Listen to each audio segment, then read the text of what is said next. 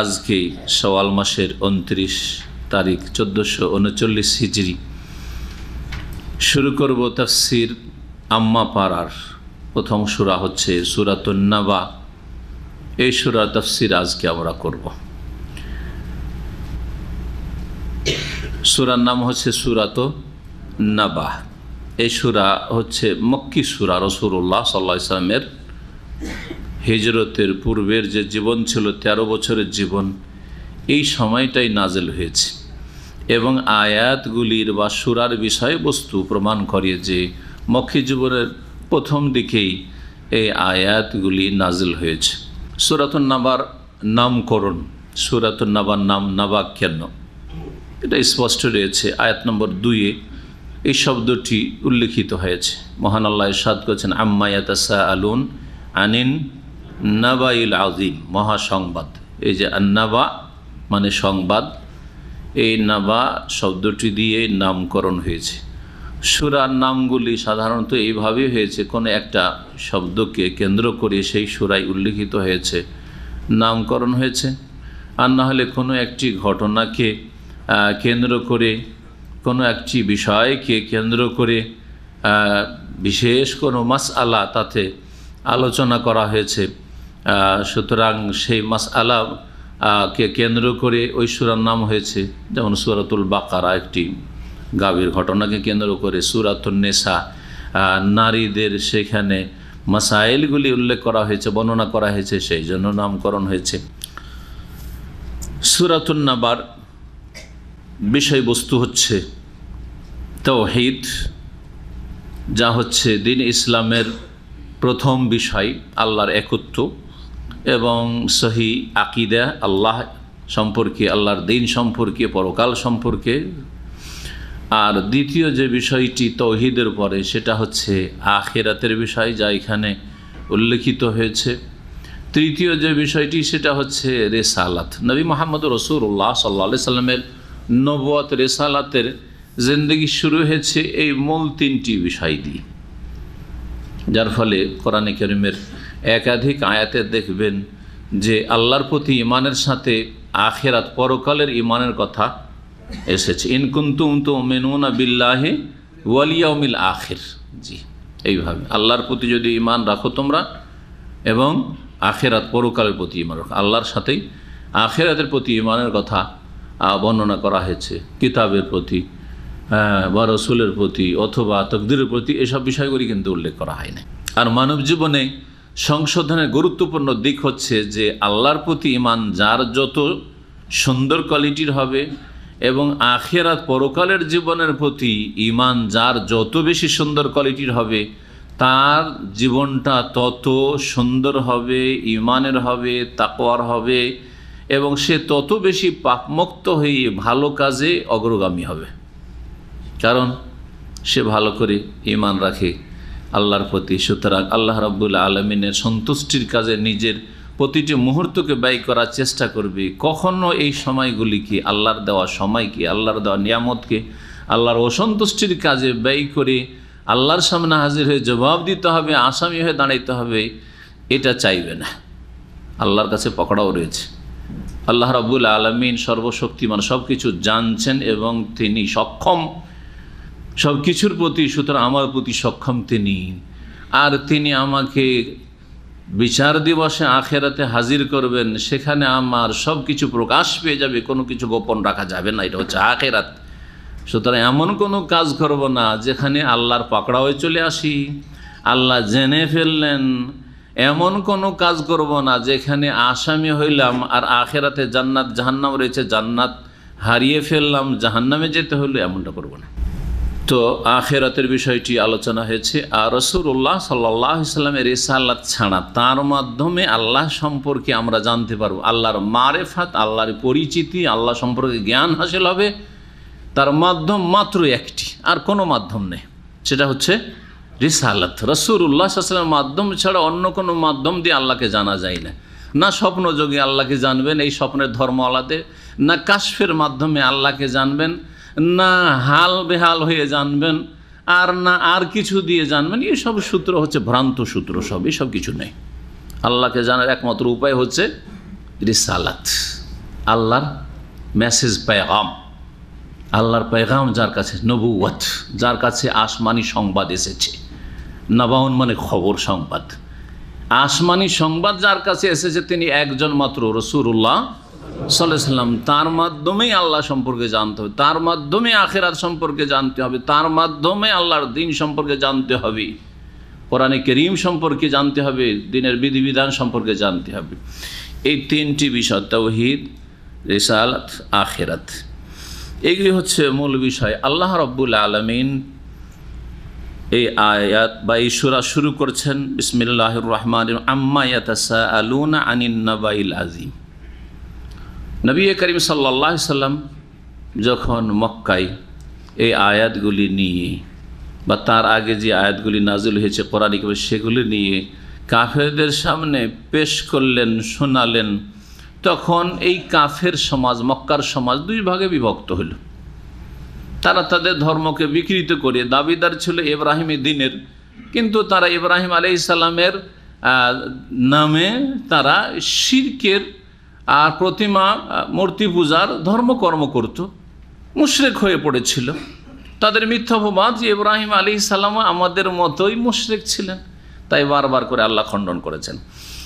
তো মানুষ তখন মক্কার দুই ভাগে বিভক্ত হলো। নবী করিম সাল্লাল্লাহু আলাইহি ওয়াসাল্লামের প্রথম দাওয়াতের ক্ষেত্রে হচ্ছে মক্কাবাসী আর তার বংশ কুরাইশ, বিশেষ করে মক্কার প্রভাবশালী গোষ্ঠী বা বংশ হচ্ছে কুরাইশ বংশ, এদেরকে প্রথম দাওয়াত পেশ করলেন। তার মক্কার অন্যান্য গোত্র যেগুলো বংশ রয়েছে তাদের কাছে দাওয়াত পেশ করলেন। মক্কাবাসী দুই ভাগে বিভক্ত হইল, কেউ তো মুমিন বিশ্বাসী হইল আর কেউ কাফের হইল। যেমন আল্লাহ রাব্বুল আলামিন কোরআনে কারীমে সূরা তাগাবনে বলেছেন যে একদল মুমিন আর একদল কাফের। দুই ভাগে বিভক্ত হলো। রাসূলুল্লাহ সাল্লাল্লাহু আলাইহি ওয়াসাল্লামের রিসালাত আসার পরে কোরআনে কারীম নাজিল হওয়ার সাথে সাথে কেউ বিশ্বাসী কেউ অবিশ্বাসী। যেসব বিষয়গুলি ছিল তার মধ্যে একটি বিষয় ছিল আখিরাতের বিষয়, যে মানুষের মরণের পরে পরকাল আছে যেখানে হাজির হইতে হবে। এটা হচ্ছে ঈমান, আকীদা, এটি হচ্ছে দ্বীন ইসলামের মৌলিক বিষয়, ঈমানের গুরুত্বপূর্ণ একটি স্তম্ভ। জান্নাত জাহান্নামের প্রতি বিশ্বাস। মক্কার মুশরিকরা ইব্রাহিমের ধর্মের দাবিদার হলো, তাদের কাছে পরকালের বিষয়টি স্পষ্ট ছিল না, অস্পষ্ট ছিল। কিছু লোক অস্পষ্টভাবে হয়তো বিশ্বাস রাখত, কিন্তু স্পষ্ট ক্লিয়ার ছিল না। আর অধিকাংশ লোকের অবস্থা কি ছিল, তারা মনে করত যে এই জগৎটাই জগৎ। হ্যাঁ, সেই জন্য তারা অবাক হইতো যখন নবী করিম সাল্লাল্লাহু আলাইহি ওয়াসাল্লাম আখিরাতের কথা বলে, আইদা কুন্না তুরাবান, আমরা মাটি হয়ে যাব আর হাড়হাড্ডিগুলো সরে গলে যাবে, তারপরে আবার আমাদেরকে পুনর্জীবিত করা হবে, আমাদের উঠানো হবে। যালিকা রাজউম বাঈদ, এটা অনেক দূরের কথা, ফালতু কথা, এরকম কথা বলতে। তাহলে আখিরাত সম্পর্কে তাদের অনেকেরই বিশ্বাসই ছিল না, ধারণাই কিছু ছিল না। আর অনেকের বিশ্বাস হলো আবছা আবছা, কিছু ক্লিয়ার কোনো জ্ঞান ছিল না। যেহেতু আগের আম্বিয়া রসুলগণের যে শিক্ষা ছিল সেই শিক্ষার ওপর আবরণ পড়ে গেছিল, কোনো জ্ঞান তাদের ছিল না। ওই সময় এই আখিরাতের কথা বললেন, কিয়ামতের কথা বললেন, যেটি হচ্ছে আন-নাবাউল আযীম, মহাসংবাদ, যেটি হচ্ছে মহাসংবাদ। তো মহাসংবাদের একটি তাফসীর হচ্ছে এই তাফসীর, আর একটি তাফসীর হচ্ছে মহাসংবাদ হচ্ছে আল কোরআনুল কারীম। কারণ আসমানি এই সংবাদ যা কোরআনে কারীমের আকারে নাজিল হইল রাসূলুল্লাহ সাল্লাল্লাহু আলাইহি ওয়াসাল্লামের ওপর, যেই কোরআনে কারীম নাজিলের মাধ্যমে তিনি নবী হলেন, যার ওপর এই নাবাই আজিম নাজিল হলো, তিনি নবী হলেন আল্লাহর পক্ষ থেকে। এই জন্য নাবাউল আজিমের দুটি তাফসীর করা হয়েছে। যদিও প্রসিদ্ধ তাফসীর, যখন এমনি হয়তো এক একটা তাফসীর পড়বেন তখন এইটাই পাবেন যে নাবাউল আজিম মানে এখানে আখিরাত আর কিয়ামতকে বোঝানো হয়েছে। তাহলে তাদের যে মতবিরোধ ছিল আল্লাহ উল্লেখ করেছেন সেটা আখিরাত সম্পর্কে। একদল বলছে মরার পরে পরকাল আছে, বলছে না নেই। আর একদল ঈমান নিয়ে আসলো রাসূলুল্লাহ সাল্লাল্লাহু আলাইহি সাল্লামের প্রতি, সাহাবায়ে কেরাম হয়ে গেলেন, তারা বললো যে হ্যাঁ নবী সাল্লাল্লাহু আলাইহি ওয়াসাল্লাম বলছেন আখিরাত আছে, আছে, এখন আমাদের কাছে স্পষ্ট জ্ঞান আসলো, বিষয়টি স্পষ্ট হইল। আর বললেন না না না না, এসব ফালতু কথা, অবিশ্বাস করলো। আল্লাযী হুম ফীহি মুখতালিফুন, মতবিরোধ শুরু হলো। আর নাবাউল আজিম যদি কোরআন কারীম বলে তফসির করেন তাতেও দুই ভাগে বিভক্ত হইল। মক্কার মুশরিকরা একদল রাসূলুল্লাহ সাল্লাল্লাহু আলাইহি সাল্লামের প্রতি যে এই নাবায়াজ মহাসংবাদ আসলো কোরআন কারীমের, ওহী নাযিল হচ্ছে সকাল বিকাল, বিশ্বাস করলো।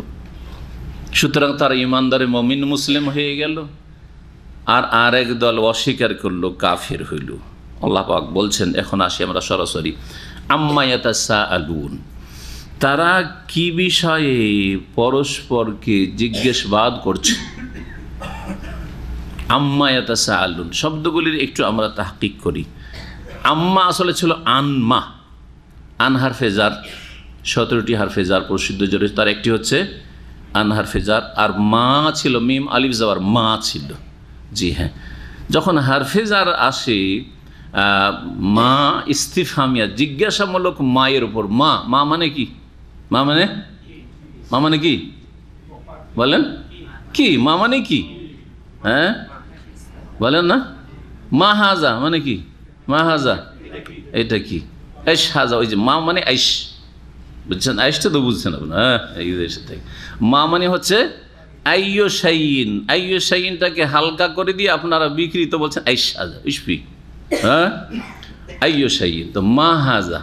তো মা ইস্তিফহামিয়া জিজ্ঞাসামূলক হরফ, তার ওপর যখন আনহার ফেজার বা মিনহার ফেজার আসে তখন কি হয়ে যায়? আলিফ যে হালকা হয়ে হজফ হয়ে যায়, এই জন্য মিম্মা হয়ে যায়।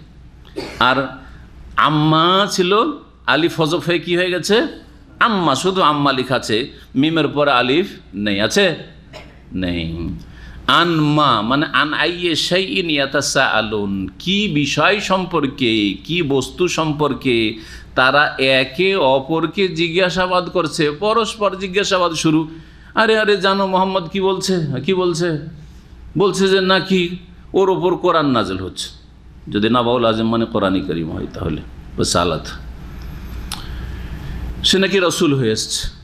অথবা নাবাউল আযম মহাসংবাদ আখেরাতে, জানো মোহাম্মদ বলছে যে না, মরার পরে নাকি আখেরাত কিয়ামত রয়েছে, একদিন আমাদের সবকে হাজির হইতে হবে, সেখানে সবাইকে হিসাব দিতে হবে, জান্নাত জাহান্নামের হিসাব নিকাশ হয়ে একটা ফয়সালা হবে।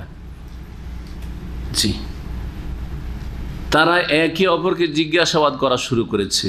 কাফেরকে জিজ্ঞাসাবাদ করছে, অথবা কাফের এসে মুমিন মুসলিম যে ইসলাম গ্রহণ করছে তাকে জিজ্ঞেস করছে, আরে হ্যাঁ মোহাম্মদ কি বলছে সাল্লাল্লাহু আলাইহি ওয়াসাল্লাম, এইরকম বলছে। আর এটা হইতে পারে নাকি? এই যে একে অপরকে জিজ্ঞাসাবাদ করা, এই ছিল তখনকার পরিস্থিতি, যা আল্লাহ রাব্বুল আলামিন এখানে বর্ণনা করেছেন। তাসা আল্লাহ মানে পরস্পর জিজ্ঞাসাবাদ, একজন অপরজনকে জিজ্ঞাসাবাদ করা। আপনি কাউকে জিজ্ঞেস করেন, আপনাকে কেউ জিজ্ঞেস করছে, এই যে তাসা আল্লাহ। আর সা আল্লাহ ইয়াস আল্লাহ মানে এক পক্ষ থেকে জিজ্ঞাসা করা। আম্মা ইয়াতাসাআলুন তাহলে হয়ে গেল শব্দের কি বিষয় সম্পর্কে তারা একে অপরকে জিজ্ঞাসাবাদ করছে। আল্লাহ স্বয়ং বলছেন আনিন নাবাইল আযীম, মহাসংবাদ সম্পর্কে। মহাসংবাদ সম্পর্কে, মহাসংবাদটি কি বললাম? হয় কিয়ামতের দিবস সম্পর্কে, আখিরাত সম্পর্কে, হ্যাঁ, আর না হলে কোরআন সম্পর্কে, রিসালাত সম্পর্কে, যে মুহাম্মাদের উপর নাকি সাল্লাল্লাহু আলাইহি সাল্লাম কোরআন নাজিল হচ্ছে আর সে নবী রাসূল হয়ে এসেছে, রিসালাতের বিষয়। তাহলে আল্লাযী হুম ফীহি মুখতালিফুন, যে সম্পর্কে তারা মতবিরোধে লিপ্ত ছিল। আপোষে মতবিরোধ শুরু হয়েছে। কেউ বলছে হ্যাঁ ঠিক বলছে মুহাম্মদ সাল্লাল্লাহু আলাইহি সাল্লাম, কেউ বলছে না না না না হইতে পারে না। জি হ্যাঁ, আল্লাযী হুম ফীহি ইখতালাফা মানে ইখতিলাফ, মতবিরোধ করা। কাল্লা, কসিন কালেও না, তাদের এই যে ধারণা যে এসব কিছু নেই, নবীর কাছে কোনো মহাসংবাদ আসে নাই, রেসালাত আসেনি, নবুয়াত আসে নাই, তার কাছে আসমানি কোনো সংবাদ আসে নাই, এ কথা যেটা বলছে সেটা হচ্ছে অলিক মিথ্যা কথা, ভুল কথা। অথবা কাল্লা, কখনো না, যে মানুষ মরে যাবে, সরে যাবে, আর ওঠানো হবে না, এটা কসিন কালেও না। সায়ালামুন, অচিরেই তারা জানতে পারবে। ইয়ালামুন, জানতে পারবে, যখন সিন লাগিয়ে দেন মানে শীঘ্রই তারা জানতে পারবে। জি, মুস্তাকবিল করিবকে বোঝায়, ফিউচার, আগামী, ভবিষ্যৎ। নিকট ভবিষ্যৎকে বোঝায়। কাল্লা সায়ালামুন, কোশ্চিন কালেও না, তাদের ধারণা এটা ভুল। সায়ালামুন, শীঘ্রই তারা জানতে পারবে। সোম্মা, অতঃপর আবার বলছি, কাল্লা, কোশ্চিন কালেও না, এই ধারণা ভুল তাদের, যারা অস্বীকার করছে নবায় আজিমকে। সায়ালামুন, নিশ্চিত তারা জানতে পারবে, শীঘ্রই তারা জানতে পারবে। আল্লাহ রাব্বুল আলামিন সব কিছু করতে সক্ষম, কিন্তু কাফিররা পরকালকে কেন অস্বীকার করল? মক্কার মুশরিকেরা নবী মুহাম্মদ সাল্লাল্লাহু আলাইহি ওয়াসাল্লামের রিসালাতকে অস্বীকার কেন করল? এটা কি করে হইতে পারে যে মুহাম্মদের মতো একটি ইয়েতিম ছেলে, নিরক্ষর, উম্মি, তার কাছে নবুয়ত এসছে, রিসালাত এসছে, আসমানের সংবাদ আসছে, এটা কি করে হইতে পারে? অসম্ভব। মানুষ মরে যাবে, সরে যাবে, নিশ্চিন্ন মাটিতে মিশে যাবে কয়েক বছর পরে, আর তারপর আবার উঠানো হবে, অসম্ভব।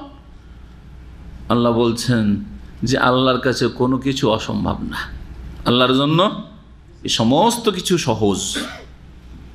বুঝবে কি করে সহজ? তাহলে দেখো আল্লাহ রাব্বুল আলামিনের মহান কুদরতের বহিঃপ্রকাশ কিছু পৃথিবীতে। আল্লাহ যেই কাজগুলি আল্লাহ রুবুবিয়তে করে থাকেন, এগুলি আল্লাহ রুবুবিয়ত সম্পর্কে এখন আলোচনা আসছে, যেটা হচ্ছে তৌহিদে রুবুবিয়ত। যখন এই তৌহিদের কথা আসলো, তখন গত সপ্তাহের যে সূরা ফাতিহা তাফসীর করছি, সেখানে একটি কথা গুরুত্বপূর্ণ ইঙ্গিত করে দিই। কারণ সূরা ফাতিহা তাফসীর যদি আরও 1 ঘন্টা 1.5 ঘন্টা করতাম, তাহলে করা যেত, তা আর কিছুটা হক আদায় হইতো। সূরা ফাতিহাতে 3 প্রকারের তৌহিদের কথা রয়েছে, এটা জানা রাখবেন। জি, তৌহিদুর রুবুবিয়ত রয়েছে, আর তৌহিদুল উলুহিয়া রয়েছে, তৌহিদুল ইবাদাও রয়েছে, আর তৌহিদুল আসমা সিফাতও রয়েছে। কেমন করে রয়েছে একটু গভীরভাবে চিন্তা করে দেখবেন, যাদের এই তৌহিদের প্রকরণগুলি সম্পর্কে জ্ঞান আছে। আল্লাহ রাব্বুল আলামিনের দেখেন নাম আলহামদুলিল্লাহ, আল্লাহর নাম, আল্লাহর নাম না? রব আল্লাহর নাম না? রহমান রহিম আল্লাহর নাম না? মালিক আল্লাহর নাম না? তাহলে আসমা সিফাত আসলো না? আল্লাহ হচ্ছে জাতির নাম, সত্তাগত নাম, আর বাকিগুলি গুণগত নাম। আসলো না? আসলো না? যখন আল্লাহর নামগুলি আসলো, তখন রহমান থেকে আর রহমতের গুণ বেরোয়, বেরোয় না? জি। রব থেকে রুবুবিয়তের গুণ বেরোয়, গুণগুলি, তাহলে আসমা সিফাত বের হইল না? আসমা সিফাত পেলেন। আর যার সুন্দর সুন্দর নাম আর সুন্দর সুন্দর গুণ রয়েছে, তারই সার্বিক প্রশংসা হয়ে থাকে, ঠিক না? সেজন্য আলহামদু দিয়ে শুরু হচ্ছে। তার প্রশংসা, যাবতীয় প্রশংসা এই জন্যই করছি যে তিনি সমস্ত ভালো ভালো নাম এবং গুণের অধিকারী। জি। তারপরে তৌহিদুল আসমা সিফাত হলো এই যে আপনার কাজগুলি রব্বুল আলামিন বিশ্বজাহানের তিনি প্রতিপালন করেন। এটা কার কাজ? কার কাজ? আমার আপনার প্রতিপালন। ক্ষুদ্র থেকে এই যে এত বড় আল্লাহ করেছেন। জাহেল মূর্খ নিরক্ষর থেকে আল্লাহ অক্ষরের জ্ঞান দিয়েছেন। কিছুই জানতাম না, যে দিনের দুনিয়ার জ্ঞান দান করেছেন। আপনি এত বিচক্ষণ হয়েছেন, অথচ কিছুই ছিলেন না মায়ের পেট থেকে যখন বেরিয়ে এসেছিলেন। এটা কে করেছেন? রব করেছেন, আল্লাহ। আল্লাহর কাজ না? আল্লাহর কাজে আল্লাহর একত্ব প্রতিষ্ঠা করার নাম হচ্ছে তৌহিদে রুবুবিয়া। তৌহিদে রুবুবিয়া, আল্লাহর কাজে আল্লাহর একত্ব প্রতিষ্ঠা করা, আল্লাহর কাজে আল্লাহর একত্ব প্রতিষ্ঠা। রব্বুল আলামিন একমাত্র আল্লাহ, যিনি সুরক্ষিত রাখলে কেউ মারতে পারে না, আর তিনি মরণ দিলে কেউ হায়াত দিতে পারে না, ঠিক না? তিনি রব্বুল আলামিন। তারপরে ইয়াকা না'বুদু ওয়া ইয়াকা নাস্তাঈন, সমস্ত ইবাদত আল্লাহ, একমাত্র আল্লাহর। আর যাবতীয় ক্ষেত্রে সাহায্য চাইবো একমাত্র আল্লাহর কাছে। এটা কোন তৌহিদ? তৌহিদুল উলুহিয়া, তৌহিদুল ইবাদা। ইয়াকা না'বুদু তৌহিদুল ইবাদা, ওয়া ইয়াকা নাস্তাঈন, সাহায্য চাইবো আল্লাহ, একমাত্র তোমার কাছে সাহায্য চাই, তৌহিদুল ইবাদা নয়। এবার বুঝতে পারছেন, তাই না? জি। এইরকমই সূরা ফাতিহাতে, জি হ্যাঁ, কোরআনে কারিমে যতগুলি বিষয়বস্তু রয়েছে সবগুলি রয়েছে। কোরআনে কারিমে আল্লাহ সম্পর্কে জ্ঞান দেওয়া হয়েছে না? তো আল্লাহ সম্পর্কে জ্ঞান তো পেলেন আলহামদুলিল্লাহ রাব্বিল আলামিন থেকে, তাই না? কোরআনে কারিমে আল্লাহর ইবাদত বন্দেগী সম্পর্কে বলা হয়েছে, মা খালাকতুল জিন্না ওয়াল ইনসা ইল্লা লিয়াবুদুন, ইয়াকা না'বুদু ওয়া ইয়াকা নাস্তাঈন বলা হয়েছে, তাই না? কোরআনে কারিমে কাহিনী বর্ণনা করা হয়েছে, বিগত যুগের সৎ লোকদের অসৎ লোকদের, ঠিক না? যেই কাহিনীর দিকে ইঙ্গিত করা হয়েছে আন আমতা আলাইহিম বলে আম্বিয়া রসুলগণের কাহিনীর দিকে, আর মাগজুব আলাইহিম দল্লিন বলে আল্লাহর গজব, আর আল্লাহ যাদেরকে পথভ্রষ্ট, যারা পথভ্রষ্ট তাদেরকে আল্লাহ ধ্বংস করেছেন যুগে যুগে, তাদের কাহিনীর দিকে ইঙ্গিত করা হয়েছে, হয়েছে না? জি হ্যাঁ। যাই হোক, এই আলোচনা এই জন্য করলাম যাতে করে সূরা ফাতিহা সম্পর্কে আরেকটু বুঝতে চেষ্টা করেন যে সূরা ফাতিহাকে এই জন্য উম্মুল কিতাব, কোরআনে কারিমে যা আছে তার মূল বিষয়বস্তু সূরা ফাতিহাতে আছে। এই জন্য সূরা ফাতিহার নাম হচ্ছে উম্মুল কিতাব বা উম্মুল কোরআন, কোরআনের মা, কোরআনের মূল। ফিরে আসি আল্লাহ রাব্বুল আলামিনের মহান কুদরতের দিকে। আল্লাহ বলছেন যে আল্লাহর জন্য কিয়ামত কায়েম করা কোনো মুশকিল কাজ নাই, কারণ দুনিয়াতে আল্লাহ রাব্বুল আলামিন তোমাদের জন্য যেগুলো অসাধারণ লাগে তা আল্লাহ করেছেন। আলাম নাজআলিল আরদা মিহাদা, আমি আল্লাহ কি পৃথিবীকে, জমিনকে শয্যাস্বরূপ করিনি, বিছানাস্বরূপ। মেহাদা, মাহাদ বলা হয় মায়ের কোলকে, মায়ের কোলকে কি বলা হয়? মাহাদ বলা হয়, বা দোলনাকে বলা হয়। তো জমিনকে আল্লাহ রাব্বুল আলামিন বসবাসযোগ্য করেছেন, বিছানার মতো করেছেন, আরামসে ঘুমাচ্ছেন। যখন শুয়ে থাকেন আর ঘুমটা আসতে যাচ্ছে, যদি একটু ভূমিকম্প হয় ঘুম আসবে না? বাড়ি ছেড়ে ঘর ছেড়ে পালিয়ে যাবেন বাইরে, কোথায় যে আশ্রয় নিব, ঠিক না? তো জমিনটা যদি অস্থির থাকতো, স্থির না থাকতো, আল্লাহ না করতেন, তাহলে কি অবস্থাটা হইতো? বসবাসযোগ্যই থাকতো না। না বাড়ি ঘর নির্মাণ করতে পারতেন, না চলতে ফিরতে পারতেন, না কাজকর্ম করতে পারতেন, না ঘুমাইতে পারতেন। তো সে আল্লাহ তোমাদের জন্য জমিনকে কি করেছেন, অথচ জমিন পানির উপরে ভাসছে। হ্যাঁ, স্থল কতটা আর জল কতটা চিন্তা করুন। হ্যাঁ, কয় ভাগ? 3 ভাগের 3 ভাগের 1 ভাগ। 4 ভাগের 1 ভাগ হচ্ছে স্থল, আর বাকিটা হচ্ছে পানি। আল্লাহ বলছেন আলাম নাজআলিল আরদা মিহাদা, আমি কি জমিনকে তোমাদের বিছানা স্বরূপ করিনি? ওয়াল জিবাল আওতাদা, আর জমিন যখন সৃষ্টি করেছিলাম তখন জমিন নড়বড় করছিল, আর হিল ছিল, ভাসছিল, অস্থির ছিল। স্থির করেছি কি দিয়ে? পাহাড় পর্বতমালা। ওয়াল জিবাল আওতাদা, আর পাহাড় পর্বতমালাকে কি আমি পেরেক স্বরূপ করিনি? আওতাদ, জেবাল, জবালের বহু বচন, জবাল মানে পাহাড় পর্বত, আর আওতাদ ওয়াতাদের বহু বচন। ওয়াতাদ মানে হচ্ছে কিলোক, বা পেরেক। আরবরা যেখানে বসবাস করত আর যেসব বিষয়গুলিকে বুঝতো ভালো করে, সেই ভাষা দিয়ে তাদেরকে ইসলাম বোঝানো হয়েছে। আর ওরা মরুভূমিতে বসবাস করত, আর তাদের অনেকেই সারা বছর তাঁবুতে বসবাস করত, যাযাবর। আর অনেকের বাড়িঘর থাকলেও বছরের বেশ কিছু সময় গবাদি পশু নিয়ে তারা মাঠে ঘাটে ওই খেমাতে, তাঁবুতে, এখনও তাঁবু লাগায়। বড় বড় পাকা অট্টালিকা আছে শহরে, আর তারপরেও মাঠে চলে যান, কি লেগে আছে? খেমা, তাঁবু, ট্যান্ট লেগে আছে। তাহলে তাঁবুটা, খেমাটা আরবরা বুঝতো, ওদেরকে ওই ভাষায়। তাঁবুকে যদি স্থির রাখতে হয় যাতে উড়ে না যায় বাতাসে ঝড়ে, তাহলে কি করতে হবে? পেরেক লাগবে, কিলোক লাগবে। জমিনকে আল্লাহ রাব্বুল ওই রকমই পেরেক দিয়ে, কোন পেরেক দিয়ে? এ পাহাড় পর্বতের পেরেক দিয়ে স্থির করেছেন, স্থির করেছেন, যাতে করে আনতামিদা বিকুম, আল্লাহ কোরআনে বলছে, যাতে করে জমিন তোমাদেরকে নিয়ে হেলা না শুরু করে। জি, এসব আল্লাহর কাজ। আল্লাহ রুবুবিয়তের আলোচনা চলছে, তাহলে তাওহীদে রুবুবিয়তের আলোচনা চলছে। জি হ্যাঁ, আর যারা বলবে আল্লাহ সামদেশকে গান বাজনার কারণে ধ্বংস করতে যাচ্ছে, আর বাংলাদেশ থেকে এক পীরে কামেল দৌড় দিয়েছে, মুরিদানারা বলছে যে হুজুর কি বলা, কোথায় যাচ্ছেন? আরে কিছু বলিও না, কথা বলো, তাড়াতাড়ি আমাকে সামদেশে যেতে হবে। কেন? আল্লাহর গজবে সামদেশকে আল্লাহ ধ্বংস করতে যাচ্ছেন, আমি গিয়ে ধরবো, থামাবো, না হয় আল্লাহ ভেঙে ফেলে দিবে। আউযুবিল্লাহ। হক্কানি পীরদের কিতাবে আছে, হক্কানি পীরদের কিতাবে শিরক আছে। কথা বোঝা যাচ্ছে না? এই শিরকের ধর্ম পালন করবেন না, কোরআনী ধর্ম তাওহীদ পালন করবেন। যে জমিনকে কে স্থির করেন, কে ধরে রাখেন? একমাত্র রব্বুল আলামিন ধরে রাখেন। জি, ইন্নাল্লাহ ইউমসিকুস সামাওয়াতি ওয়াল আরদা আন তাজুলা, আসমান জমিনকে ধরে আছেন, নিয়ন্ত্রণ করেন রব্বুল আলামিন। জি, ওয়া খালাকনাকুম আজওয়াজা, এবং তোমাদেরকে আমি সৃষ্টি করেছি জোড়াই জোড়াই। আজওয়াজ জৌজের বহুবচন, খালাকা মানে সৃষ্টি করা। আমি তোমাদেরকে সৃষ্টি করেছি জোড়ায় জোড়ায়। এর একটা অর্থ তো আপনাদের জানা আছে যে নর নারী, পুরুষদের মধ্যে এইরকমই জীবজন্তুর মধ্যে হ্যাঁ কি আছে, নর এবং নারী আছে। এমনকি গাছপালাতেও নর নারী আছে, আছে না? জি আছে। এটা সহজ তফসির বুঝলেন। আর একটা তফসির করা হয়েছে জৌজুন মানে জৌজ মানে প্রকার, আজওয়াজ মানে নানা প্রকার। তাহলে হ্যাঁ নানা প্রকারে সৃষ্টি করেছেন। ওয়া খালাকনাকুম আজওয়াজা, হে মানুষ, শুধু মানুষকে নয় সমস্ত সৃষ্টিকে আল্লাহ সৃষ্টি যে করেছেন নানা ধরনের সৃষ্টি করেছেন, নানা রকমের সৃষ্টি করেছেন। যেমন রঙের ক্ষেত্রে নানা রকম, কেউ সাদা ফর্সা, কেউ শ্যামলা, কেউ কালো চুকচুকে, তাই না?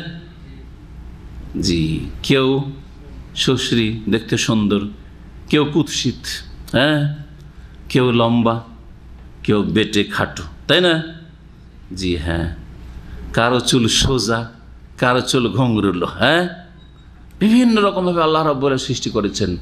কারো প্রকৃতি তবিয়ত চরিত্র হচ্ছে নরম, তার মধ্যে নম্রতা সবসময়, ঠান্ডা।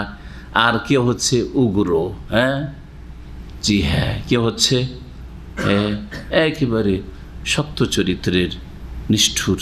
বিভিন্ন রকমভাবে আল্লাহ আজওয়াজা, তোমাদেরকে নানা রকমভাবে আল্লাহ রাব্বুল সৃষ্টি করেছেন। এইরকমই ফলমূলের মধ্যে নানা রকম সৃষ্টি করেছেন। একই আম, এটাও আম ওইটা আম, কত রকমের যে স্বাদের আছে। একটা একরকম মিষ্টি, আরেকটা আর এক রকম, আর একটা দেখতে লাল কিন্তু টক, আবার একটা দেখতে একেবারে সবুজ হয়ে আছে আর সবচেয়ে বেশি মিষ্টি, আছে না? সুবহানাল্লাহ। আজওয়াজ, এগুলো হচ্ছে আসনাফ। আজওয়াজ মানে আসনাফান। জি, একটা আম এক অঞ্চলে লাগান, সেখানে স্বাদের হবে, আর ওই ফলটা আর এক জায়গায় আপনি চাষ করেন, আপনি বাগান করেন, না স্বাদ হবে না, ঠিক কিনা? এই খেজুর নিয়ে গিয়ে দেশে লাগান, হবে না খেজুর। জি হ্যাঁ, ফজলি আম নিয়ে গিয়ে যদি রাজশাহী থেকে নিয়ে গিয়ে যদি আপনি সিলেটে অথবা বরিশালে লাগান, তো হবে না স্বাদ। জি হবে না। তাহলে এক এক জমিন এক এক রকমের ইত্যাদি ইত্যাদি বোঝানো হয়েছে। ওয়াজা আল্লাহ নৌমাকুম সোবাতা, এবং তোমাদের নিদ্রাকে তোমাদের জন্য আরামদায়ক করেছি। নৌম মানে ঘুম, নিদ্রা। আর সোবাতের শাব্দিক অর্থ আরামদায়ক না, শাব্দিক অর্থ হচ্ছে সাবত মানে কাটা, আল কাতউ, সাবাতা ইয়াসবুত মানে হচ্ছে কোনো কিছুকে কাটা, ছিন্ন করে দেওয়া, শেষ করে দেওয়া, এগুলি হচ্ছে ওর শাব্দিক অর্থ। তো নিদ্রাকে কেমন করেছে? সোবাত মানে বিচ্ছিন্নকারী বা ছিন্নকারী, যাই বলেন আপনি, করেছেন। মানে কি? মানে হচ্ছে যখন মানুষের নিদ্রার সময় ঘনিয়ে আসে, সারাদিন কাজ করেছে, এখন একটি বিশ্রামের প্রয়োজন, তখন মানুষের নড়াচড়া কি হয়ে যায়? বন্ধ হয়ে যায়। মানুষের হইচইটা ধীরে ধীরে কমে আসে। এমন একটা সময় আসে একেবারে ঠান্ডা, আর কোথাও বেশি হইচই হট্টগোল আর সাড়া শব্দ নেই, সব স্টপ হয়ে গেছে। এটাকে বোঝানো হয়েছে। তখন মানুষের ঘুমটা হয় গভীর ঘুম, আর সেই ঘুমটা মানুষের জন্য আরামদায়ক হয় কিনা? এটা একটা দিক। আর একটি দিক হচ্ছে অন্ধকার, গভীর অন্ধকারে মানুষের ঘুম আসে। যারা দিনেও ঘুমায়, ঘর অন্ধকার না করলে ভালো করে শান্তির ঘুম আসে না, আসে অশান্তির ঘুম। অশান্তির ঘুম আসলেও সে ব্যতিক্রম, দুই একজন অভ্যাস দীর্ঘদিন অভ্যাস করে নিয়েছে, সেটা আলাদা কথা। কিন্তু ঘুমের মতো ঘুমের জন্য অন্ধকার লাগে, রাত লাগে। এই জন্য রাতটা হচ্ছে আসল ঘুমাবার সময়, অন্ধকার হচ্ছে আসল ঘুমাবার সময়। এই জন্য আরামদায়ক বললাম। ওই যে আল্লাহ নওমাকুম সুবাত, এবং তোমাদের নিদ্রাকে আল্লাহ করেছেন তোমাদের জন্য আরামদায়ক। মানুষ যদি না ঘুমায়, কোনো শান্তি নেই, শারীরিক মানসিক কোনো আরাম নেই, যতই আপনি নিয়ামতে থাকেন না কেন। এই জন্য বড় বড় পয়সাওয়ালারা ঘুমকে টেনে নিয়ে আসার জন্য ওষুধ খাচ্ছে, তারপর ঘুম আসছে না। আর কত রকম তদবির করছে, তারপরে আল্লাহর কি আযাব যে ঘুম আসছে না তাদের, এত টেনশনে ভুগছে। কিন্তু একটা গরিব মানুষ শুকনো রুটি খায়, ডাল ভাত খায়, আর কোনো টেনশন নেই, আল্লাহর সাথে সম্পর্ক ভালো আছে, পরকালটা তার সুন্দর আছে, কোনো জায়গায় কারো অপরাধ করেনি যে দুনিয়াতে কোনো টেনশন আছে, অপরাধ করেছে, রিয়াকশান হতে পারে, প্রতিক্রিয়া হতে পারে, এইটা খুব পরিণাম বলে কোনো ভয় আছে তাও নাই। আর আমি আল্লাহর নাফরমানি করেছি সুতরাং কুপরিণাম বলে আল্লাহর পাকড়ার ভয় আছে তাও নেই। আরামসে ঘুমাচ্ছে, বিছানায় লম্বা হতেই ঘুম চলে আসছে। না আল্লাহর আযাবের ভয়, না মানুষের কোনো প্রতিক্রিয়া রিয়াকশানের ভয় রয়েছে। এটা হচ্ছে এমন একটি নিয়ামত যেটা দিনদার পরেজগার মুত্তাকি মানুষই হাসিল করে। জি, ওয়ালাইসা যালিকা ইল্লা লিল মুমিন, এটা মুমিনকেই হাসিল হয়।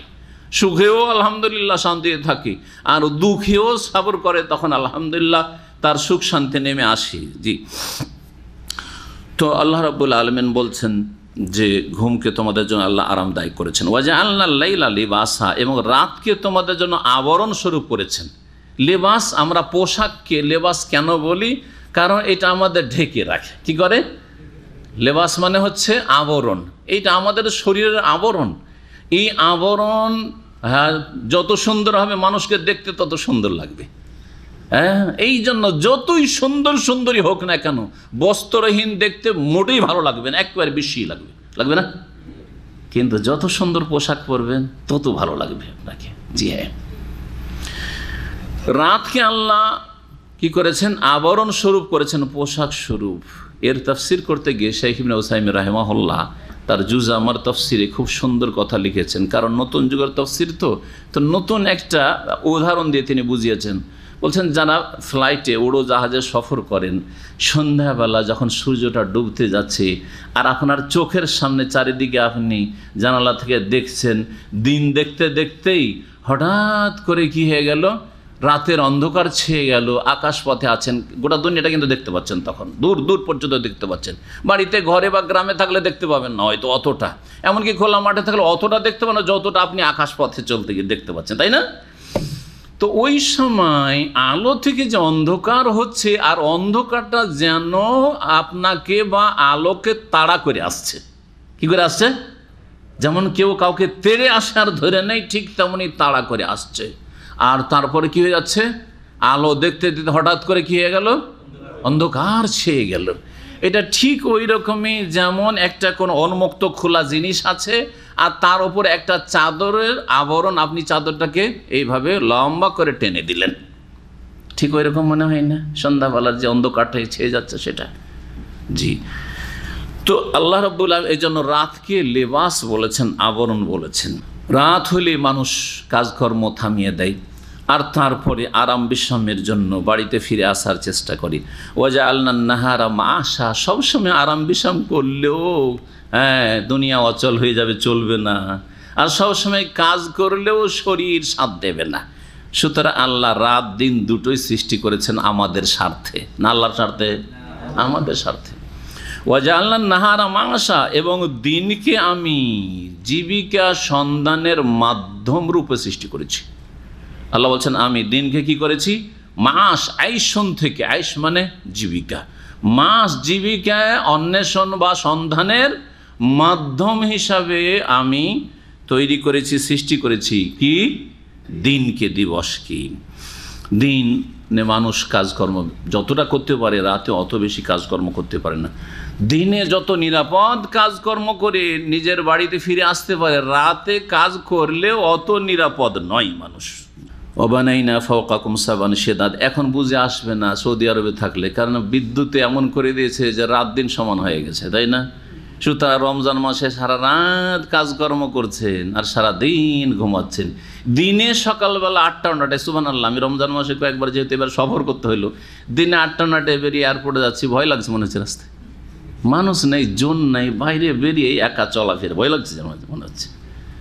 এমন পরিস্থিতি তৈরি করে দিচ্ছে। তো এইটা আমাদের এই যে বিদ্যুতের নিয়ামত এরকমটা করেছেন, না হলে এই বিদ্যুৎ যদি আল্লাহ কেড়ে নেন তাহলে বুঝতে পারবেন আয়াতের তাফসীর যে নাহারটা হচ্ছে মাস, দিনটা হচ্ছে জীবিকা সন্ধানের মাধ্যম।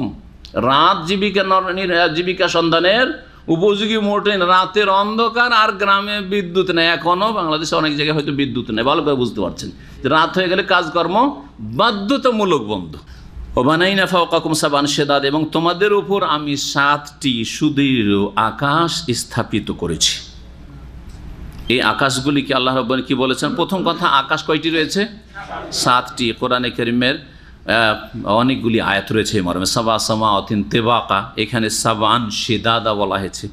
এবং এই আকাশগুলির গুণ হিসাবে আল্লাহ বলছেন শিদাদান, শাদীদের বহুবচন, মানে অত্যন্ত শক্তিশালী, অত্যন্ত শক্তিশালী আর সুদৃঢ় আকাশ আল্লাহ রাব্বুল তৈরি করে রেখেছেন। দেখেন, যতই বড় বিচক্ষণ ইঞ্জিনিয়ার হোক না কেন, যদি কোনো কিছু নির্মাণ করে তাহলে সেটার বয়স 100 বছর। এই 100 বছর মধ্যে কতবার যে তাতে মেনটেন্যান্সের ব্যবস্থা করতে হবে, তাই না? মেরামতের ব্যবস্থা করতে হবে, এখানে ত্রুটি, ওখানে ত্রুটি, এখানে সমস্যা, এখানে গোলযোগ। আল্লাহ রাব্বুলের আকাশ দেখতে পাচ্ছেন, তাই না? জি সুবহানাল্লাহ।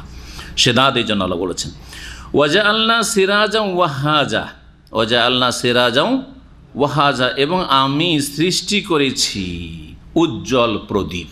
সিরাজ হচ্ছে প্রদীপ, আর ওয়াহাজ মানে হচ্ছে উজ্জ্বল, এমন প্রদীপ যাতে আলো রয়েছে আর তাপও রয়েছে তাতে। সেটা কি? সূর্যকে বোঝানো হয়েছে, সূর্যকে বোঝানো হয়েছে। আল্লাহ রাব্বুল আলামিন এই সূর্যকে সৃষ্টি করেছেন। আল্লাহর কাছে এসব সৃষ্টি হচ্ছে ক্ষুদ্র, যদি আমাদের কাছে বিশাল সৃষ্টি। এই পৃথিবী, যে পৃথিবীতে মানুষ বসবাস করছে, এই আরেক গ্রহে গিয়ে যদি এই পৃথিবীকে দেখেন, এত মানুষ, এত গাছপালা, আর এত মানুষের ভোগের সামগ্রী দুনিয়াতে রয়েছে, আর এত সম্পদ রয়েছে, এই পৃথিবীটা কত ক্ষুদ্র মনে হবে। আর একটা গ্রহ থেকে যদি এই পৃথিবীকে দেখেন তো চিন্তা করেন আপনি, সুবহানাল্লাহ। আর তার মাঝখানে কোটি কোটি মানুষের মধ্যেকার একজন 3.5 হাতের আপনি মানুষ, আর কত মুতাকাব্বির, কত অহংকারী, কত দাম্ভিক, আপনি মনে করছেন আমি অনেক কিছু হয়ে গেছি, সুবহানাল্লাহ। তাহলে কত ক্ষুদ্র অসহায় আপনি আল্লাহ রাব্বুল আলামিনের সামনে। ও খুলিকাল ইনসানু দাঈফা, মানুষ কত দুর্বল, অসহায়। ও আনজালনা মিনাল মুসিরাতি মাআন সাজ্জাজা, আর মানুষের পানির প্রয়োজন। জি, আর সবচেয়ে ভালো পানি, বরকতপূর্ণ পানি হচ্ছে মেঘমালা থেকে যে বৃষ্টি বর্ষণ হয়, সেই পানি, বৃষ্টির পানি। আল্লাহ বলছে আনজালনা মিনাল মুসিরাতি, আর আমি নামিয়ে থাকি, বর্ষণ করে থাকি, মিনাল মুসিরাতি মানে পানিপূর্ণ মেঘমালা থেকে। মুসিরের বহুবচন বা মুসিরাতুন বহুবচন হচ্ছে মুসিরাত।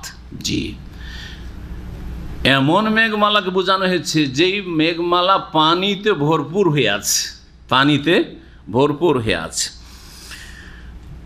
মা আন সাজ্জাজা, অফুরন্ত পানি। জি, মুষলধারে পানি। জি, প্রচুর পরিমাণে। সাজ্জাজা, সাজ্জাজ, সাজ্জায়া সূর্য মানে হচ্ছে খুব বেশি পরিমাণে প্রবাহিত হওয়া। এই জন্য নবী করিম সাল্লাল্লাহু আলাইহি সাল্লামের কাছে জনৈক মহিলা সাহাবিয়া আসলেন, যার রোগ ছিল ইস্তেহাজার রোগ ছিল। আসার পরে বলে, ইয়া রাসূলুল্লাহ ইন্নী আসুজ্জু সাজ্জান, আমার এত ব্লিডিং হচ্ছে যে মনে হচ্ছে বহে যাচ্ছে মনে হচ্ছে, এত বেশি রক্ত প্রবাহিত হচ্ছে প্রচুর পরিমাণে। এইখানে সাজ্জা শব্দটি আসুজ্জু সাজ্জান বলে ব্যক্ত করেছিলেন ওই সাহাবী মহিলা। রাসূলুল্লাহ সাল্লাল্লাহু আলাইহি সাল্লাম বললেন যে এইটা হচ্ছে তোমার রোগের কারণে, ব্যাধির কারণে, এটা হাইজ মাসিক ঋতু নয়, এটা হচ্ছে ইস্তিহাজা, যার নাম হচ্ছে ইস্তিহাজা। তো সাজ্জন মানে হচ্ছে প্রচুর পরিমাণে পানি বা কোনো কিছু তার যে প্রবাহিত হওয়া। তো আল্লাহ রাব্বুল আলামিন মেঘমালা থেকে প্রচুর পরিমাণে বৃষ্টি বর্ষণ করেন। জি হ্যাঁ, যদি সেটা প্রয়োজন অনুযায়ী হয় তাহলে আল্লাহর বড় নিয়ামত। জি, এই পানি ছাড়া কোনো উপায় নেই। সেটা যদি প্রয়োজনের চাইতে অনেক কম হয়ে যায় তাহলে এটা আল্লাহর আযাব, যে আযাব মাঝে মাঝে আসছে, অনাবৃষ্টির আযাব। এই যে আরব দেশগুলিতে দেখেন বৃষ্টির দরকার, বৃষ্টি নেই, বছরকে বছর বৃষ্টি নেই। আর যদি সেইটা প্রয়োজনের বেশি হয়ে যায় সেটাও আল্লাহর আযাব, যে আযাব আমাদের দেশে খুব বেশি আসছে কিন্তু মানুষের কোনো হুঁশ নেই, এগুলিরও নাকি মোকাবেলা করবে। আল্লাহ যেন ফিরে আসার তৌফিক দান করে দিনের দিকে। আমাদের বিভিন্ন পাপের কারণে সবচেয়ে বড় পাপ হচ্ছে শিরক আর বিদআত, যেগুলো ধর্মের নামে পাপ হচ্ছে। শিরক বিদআতের ধর্ম হচ্ছে শক্তিশালী। শিরক বিদআতের জন্য গোটা দেশের মানুষ বেরিয়ে যাবে রাস্তাঘাটে, কিন্তু তৌহিদ সুন্নতের পক্ষে নয়, তৌহিদ সুন্নতকে নির্মূল করার জন্য বের হইতে বললে বেরিয়ে আসবে। এই হচ্ছে তাদের ইসলাম ইমানের অবস্থা, তাদের তৌহিদের দুর্দশা, আর তাদের শিরকি আর বেদাতি ইমান আমল, যার ফলে আল্লাহ রাব্বুল আযাব বিভিন্ন রূপে নেমে আসছে দেশে। আল্লাহ যেন জাতিকে ফিরে আসার তৌফিক দান করে। লেনুখরিজা বিহি হাব্বান ওয়া নাবাতা, আল্লাহ রাব্বুল মেঘমালাকে বৃষ্টি কেন বর্ষণ করেন? বলছেন যাতে করে সেখান থেকে বা তার মাধ্যমে, বিহি তার মাধ্যমে আমি উদ্গত করি হাব্বান শস্য, ওয়া নাবাতান আর উদ্ভিদ। জি, খাদ্যদ্রব্যের ব্যবস্থা হচ্ছে আমাদের জন্য, আর কি উদ্ভিদ, যেসব শাক, কিছু শাক আমরা খাচ্ছি, আর বাকি উদ্ভিদ দিয়ে আমাদের গবাদি পশুর কাজ হচ্ছে, অন্য আমাদের কাজে লাগছে। ও জান্নাতিন আলফাফা, এবং ঘন বাগান সমূহ, উদ্যান সমূহ। আলফাফ, লাফ, লাফ মানে হচ্ছে জি মড়ানো বা জড়ানো, একটাকে আর একটার সাথে আপনি মড়াচ্ছেন যে বা ভাঁজ করছেন, এটাকে লাফাই আলফ বলা হয়। এই জন্য ফাইল কি আরবি ভাষায় এখানে কি বলা হয়? মালাফ বলা হচ্ছে না? মালাফ শব্দটি এই লাফা আলুফ থেকে এসছে, আর ওখান থেকে লাফন থেকে আলফাফ বহু বচন। ও জান্নাতিন, আর বহু বাগান আল্লাহ কি করেন? আবাদ করেন। ঘন, আলফাফান ঘন নিবিড় বাগান উদ্যান আবাদ করেন কিসের মাধ্যমে? এই আকাশের বৃষ্টির মাধ্যমে। আল্লাহ রাব্বুল আলামিন তারপরে ইরশাদ করছেন ইন্না ইয়াউমাল ফাসলি কানা মিক। এতক্ষণ পর্যন্ত কি আলোচনা হইল? আল্লাহর কুদরতের কথা, কুদরতের বহিঃপ্রকাশ, যে পৃথিবীতে যে আল্লাহ করেছেন, আল্লাহ রুবুবিয়াত, আল্লাহর কাজগুলির কথা, তৌহিদের রুবুবিয়ার কথা আলোচনা হইল। যে আল্লাহ রাব্বুল আলামিন এ সমস্ত কিছু করেছেন, করতে সক্ষম, যা তার জন্য সহজ, তিনি মানুষকে বা দুনিয়াকে ধ্বংস করে দেওয়ার পরে আবার নতুন এক জগৎ সৃষ্টি করতে সক্ষম, যেটা সহজ। যিনি প্রথমবার মানুষকে সৃষ্টি করেছেন, যেখানে কোনো নজির ছিল না যে কোনো কিছু দেখে তিনি তৈরি করবেন, বাদিউস সামাওয়াতি ওয়াল আরদ, সে আল্লাহ রাব্বুল আলামিন আবার সেই মানুষকে, যেই মানুষকে এর আগে অলরেডি সৃষ্টি একবার করেছেন দুনিয়াকে, আবার পুনর্জীবিত করা, এটা আল্লাহর জন্য সহজ। কারণ প্রথমবার মুশকিল লাগে, কিন্তু দ্বিতীয়বার করা এমন কোনো মুশকিল লাগে না। এটা কমন সেন্সে বলে। যখন প্রথম মোবাইল আসে, কে বিশ্বাস করে? কে বিশ্বাস করে? প্রথম শুনলাম গাড়িতে টেলিফোন এসেছিল, কার ফোন শুনেছেন? যাদের সৌদি আরবে বয়স বেশি তারা জানবে। প্রথম 94 ছিল সেই সময়, 94 অথবা 95, 94 না 95, 96 এরকম ছিল, 95তে শুনলাম যে একজন আমাকে টেলিফোন করছে যে আপনাকে টেলিফোন করছি কার ফোন থেকে। কার ফোন, এখন বুঝতে হবে কার ফোন, দেখিনি জীবনে, শুনলাম প্রথম। মানে গাড়িতে, কোনো জায়গায় কোনো নেটওয়ার্ক বুঝি না, কিচ্ছু নেই, বাসার টেলিফোন বুঝি, ঠিক না, ল্যান্ড টেলিফোন, কিন্তু এটা তো বুঝি না, প্রথম শুনলাম। এইটাই অবাক করেছিল। তারপরে পেজার আসলো, পেজার বুঝেন? এই পেজার বুঝেন, রিং হয়ে উঠবে। আমি কিছুদিন ব্যবহার করেছি পেজার, সেটা আমার কাছে অসাধারণ ছিল। এই দাম্মামে প্রথম পেজার, মোবাইলের আমার কাছে পেজার ছিল, ওটা যুগ গেল। আর তারপরে তখন মোবাইল আসলো, সেই বড় বড়, আর দেখতে ভালো লাগে না, সুবহানাল্লাহ। আর এখন কত রকমের মোবাইল, কত রকমের সহজ। কারণ প্রথম যে তৈরি করেছে সেটা হচ্ছে তার বিচক্ষণতা, আরে দেখা দেখি নকল করা, এটা কোনো ব্যাপার না, জি সহজ লাগছে। তারপরে কি বলছেন? আখিরাতের কথা এখন, জি মহাসংবাদ আখিরাত। ইন্না ইয়াউমাল ফাসলি কানা মিকাতান, নিশ্চয় চূড়ান্ত ফয়সালার দিন সুনির্ধারিত রয়েছে। যেটা ফয়সালার দিন, বিচার দিবস, সেটা কি রয়েছে? সুনির্ধারিত রয়েছে, সময় নির্ধারিত রয়েছে, সব কিছু নির্ধারিত রয়েছে। সেখানে কার কি হবে তাও আল্লাহর কাছে সব রেকর্ড হয়ে আছে লিখিতভাবে, রেজাল্ট, ফলাফল সব রেডি হয়ে আছে, শুধু হাজির করে দেওয়া হবে, ডান হাতে না হয় বাম হাতে, সামনের দিক থেকে না হয় পেছন দিক থেকে। জি হ্যাঁ, সাকিউন না হয় সাইয়িদুন, হয় ভাগ্যবান সাইয়িদুন, আর না হলে সাকিউন, হতভাগা। ইয়াউমা ইউনফাখু ফিস-সূর, কোন দিন? চূড়ান্ত ফয়সালার দিন। আল্লাহ বলছেন যেই দিন সিংহায় ফুঁক দেওয়া হবে। কে ফুঁক দেবেন? ইসরাফিল আলাইহিস সালাম, তার নাম হাদিসে এসছে, কোরআনে কারীমে আয়াতে ইসরাফিল নাম নেই। জিবরাইল আছে, আর মেকাইল আছে, আর মালাকুল মত আছে, আজরাইল আছে। তুই বাংলাদেশের আলেম হুজুর যে আজরাইল বলে, কোথায় পেলেন আজরাইল? কোন একটা হাদিসও নেই। এই আজরাইল নামটা কোনো হাদিসেও নেই, ভালো করে শুনে রাখেন, একেবারে উদ্ভট নাম, বোঝা গেছে? জি হ্যাঁ। সুতরাং এই মালাকুল মউতকে আজরাইল বলবেন না, কোরআনের ভাষায় কথা বলবেন, মালাকুল মউত বলবেন। কুল ইয়াতাওয়াফাকুম মালাকুল মউতিল্লাযী উক্কিলা বিকুম, তোমাদের আত্মা গ্রহণ করেন, আত্মা কবজ করেন মালাকুল মউত, যাকে এই কাজে নিযুক্ত করা হয়েছে, আল্লাহ বলছেন। বাকি ইসরাফিল নাম রব্বা জিবরাইল ও মিকাইল ও ইসরাফিল, নবী করিম সাল্লাল্লাহু আলাইহি ওয়াসাল্লামের একটি দুআয় বা হাদিসে রয়েছে। ইসরাফিল আলাইহিস সালাম ফেরেশতা সিংহা নিয়ে প্রস্তুতি আছে, সুবহানাল্লাহ, এটি তার ইবাদত। এই কাজে তাকে যে নিযুক্ত করা হয়েছে তিনি জানেন না যে কখন যে হঠাৎ করে হুকুম হয়ে যায়, সেজন্য সবসময় রেডি হয়ে আছে, হাদিস আছে। যখনই হুকুমের সাথে সাথে ফুঁক দেবে। ফুঁক 3টি হবে না 2টি হবে, এই নিয়ে আমাদের দ্বিমত আছে। আমার ধারাবাহিক তাফসীরগুলিতে একাধিকবার এই বিষয়ে স্পষ্ট করেছি। একদল বলছেন 3টি ফুঁক দেওয়া হবে, আর একদল বলছেন যে 2টি ফুঁক হবে। আল্লাহু আলাম, 2 হোক আর 3ই হোক, কিন্তু ফুঁক দেওয়া হবে। জি হ্যাঁ। ইয়াউমা ইউনফাখু ফিস-সূর, যেদিন সিংহায় ফুঁক দেওয়া, ফাতাতুনা আফওয়াজা, তখন তোমরা দলে দলে আগমন করবে হাসরের মাঠে বিচার দিবসে।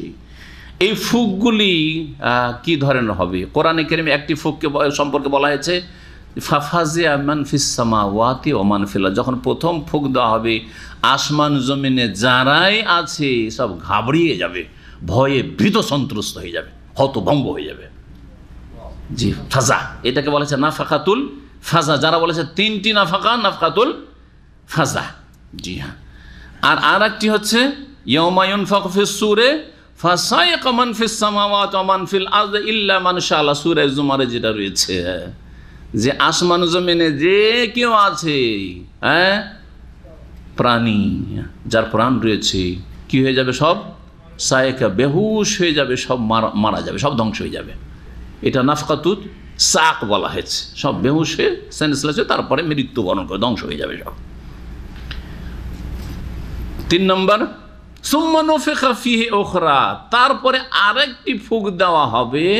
ফাইযা হুম কিয়ামুন ইয়ানজুরুন, তখন সবাই নিজ নিজ স্থান থেকে, যে কবরে ছিল, আগে থেকে মারা গেছে, কবরে যাকে দাফন করা হয়েছে, যারা সেই দিন সিংহায় ফুকের দিন কিয়ামতের ওই সময়টাই দুনিয়াতে থাকবে, মরে কোথাও পড়েছিল ওখান থেকে উঠবে, হ্যাঁ, যে পানিতে ছিল পানিতে, যে ওকে পানি থেকে উঠবে, যে যেখানে ছিল সেখান থেকে, যার যেখানে শেষ অবস্থাটা ছিল সেখান থেকে উঠিয়ে আসবে। ফাইযা হুম কিয়ামুন, দাঁড়াবে, ইয়ানজুরুন, আর এদিক সেদিক তাকাবে, আর সবাই যেদিকে ছুটছে সেই দিকে ছুটবে সেই হাসরের মাঠের দিকে। আল্লাহু আকবার। এই 3টি ফুঁক, 3টি আয়াত যদি মেলান, একটা ফাজা, একটা সাক, আর একটা হচ্ছে হ্যাঁ নাফাকাতুল কিয়ামা, কিয়ামতে হাজির, যে কিয়ামতে হাজির হওয়ার জন্য দণ্ডায়মান হওয়া, উঠিয়ে জীবিত হওয়া আবার, আর দৌড় দেওয়া কিয়ামতের হাসরের মাঠের উদ্দেশ্যে। আর যারা 2টি বলেছেন তারা বলছে যেটা ওই ঘাবড়িয়ে যাওয়ার ওইটাই হচ্ছে নাফকাতুস সাক। 2টো মিলে, 2টো আয়াত মিলে একটা বলেছেন, আর আরেকটা হচ্ছে আবার ধ্বংস হওয়ার পরে জীবিত হয়ে হাসর মাঠে দৌড় দেওয়া। জি। ওয়া ফুতিহাতিস সামাউ, সেই দিন আকাশের দ্বারগুলি খুলে দেওয়া হবে। ফাকানাত আবওয়াবা, আর আকাশ বহু দরজা বিশিষ্ট হয়ে যাবে, অনেক দরজা হয়ে যাবে আকাশে। সুবহানাল্লাহ। আকাশ খুলে দেওয়া হবে, আর অসংখ্য ফেরেশতা রয়েছেন, মালায়েকা, তারা নেমে আসবেন। এই জন্যই দরজাগুলি আকাশের কি হবে? খুলে দেওয়া হবে। অসুইয়্যারাতিল জিবালু, আর পাহাড় পর্বত মালাকে কি করা হবে? চলমান করা হবে। ফাকানাত সারাবা, সেগুলি মরিচিকার মতো হয়ে যাবে। সেগুলি কি হয়ে যাবে? মরিচিকার মতো হয়ে যাবে। জি হ্যাঁ। মরিচিকা মানে কি বুঝেন? কাকে মরিচিকা বলা হয়? হ্যাঁ, যেখানে বালি রয়েছে, নদীর চামারা, নদীর দেশ খুব বেশি সহজে বোঝা যায়। নদীর চরে কোনোদিন গেছেন? দূর থেকে নদীর চর দেখেছেন? হ্যাঁ, নদীতে পানিতে নামার আগে বালি থাকে না? সে বালিগুলি রোদের সময়, বিশেষ করে দুপুরবেলা, কি কেমন মনে হয়? চিকচিক করে, মনে হচ্ছে পানি পানি, এই তো কাছে পানি, এই তো কাছে পানি, কিন্তু যত যাচ্ছে শুধু বালি আর বালি, বালি আর বালি, দেখে মনে হচ্ছে পানি, হয় না? তো যেই বালিকে বা মরুভূমিকে কি মনে হয়? পানি মনে হয়, কিন্তু আসলে পানি না, পানির কোনো অস্তিত্ব নেই, সেটাকে সারাব বলা হয়, মরিচিকা বলা হয় আরবিতে সারাব, বাংলায় মরিচিকা বলা হয়। তো পাহাড় মরিচিকা হয়ে যাবে মানে পাহাড় মনে হবে যে পাহাড়, কিন্তু পাহাড় নেই, অস্তিত্বহীন হয়ে যাবে। পাহাড় মরিচিকা হয়ে যাবে মানে পাহাড় কি হয়ে যাবে? অস্তিত্বহীন, পাহাড়ের কোনো অস্তিত্ব থাকবে না। অথচ পাহাড় কত শক্তিশালী সৃষ্টি আল্লাহ রাব্বুল আলামিনের। গবেষকরা বলেছেন, পণ্ডিতরা, যে পাহাড়ের ওপরে যতটা দেখছেন তা নিচে কতটা আছে জানেন? কত গুণ আছে? কারো নলেজ আছে এই সম্পর্কে? 10 থেকে 15 গুণ বেশি আছে শিকড় তার।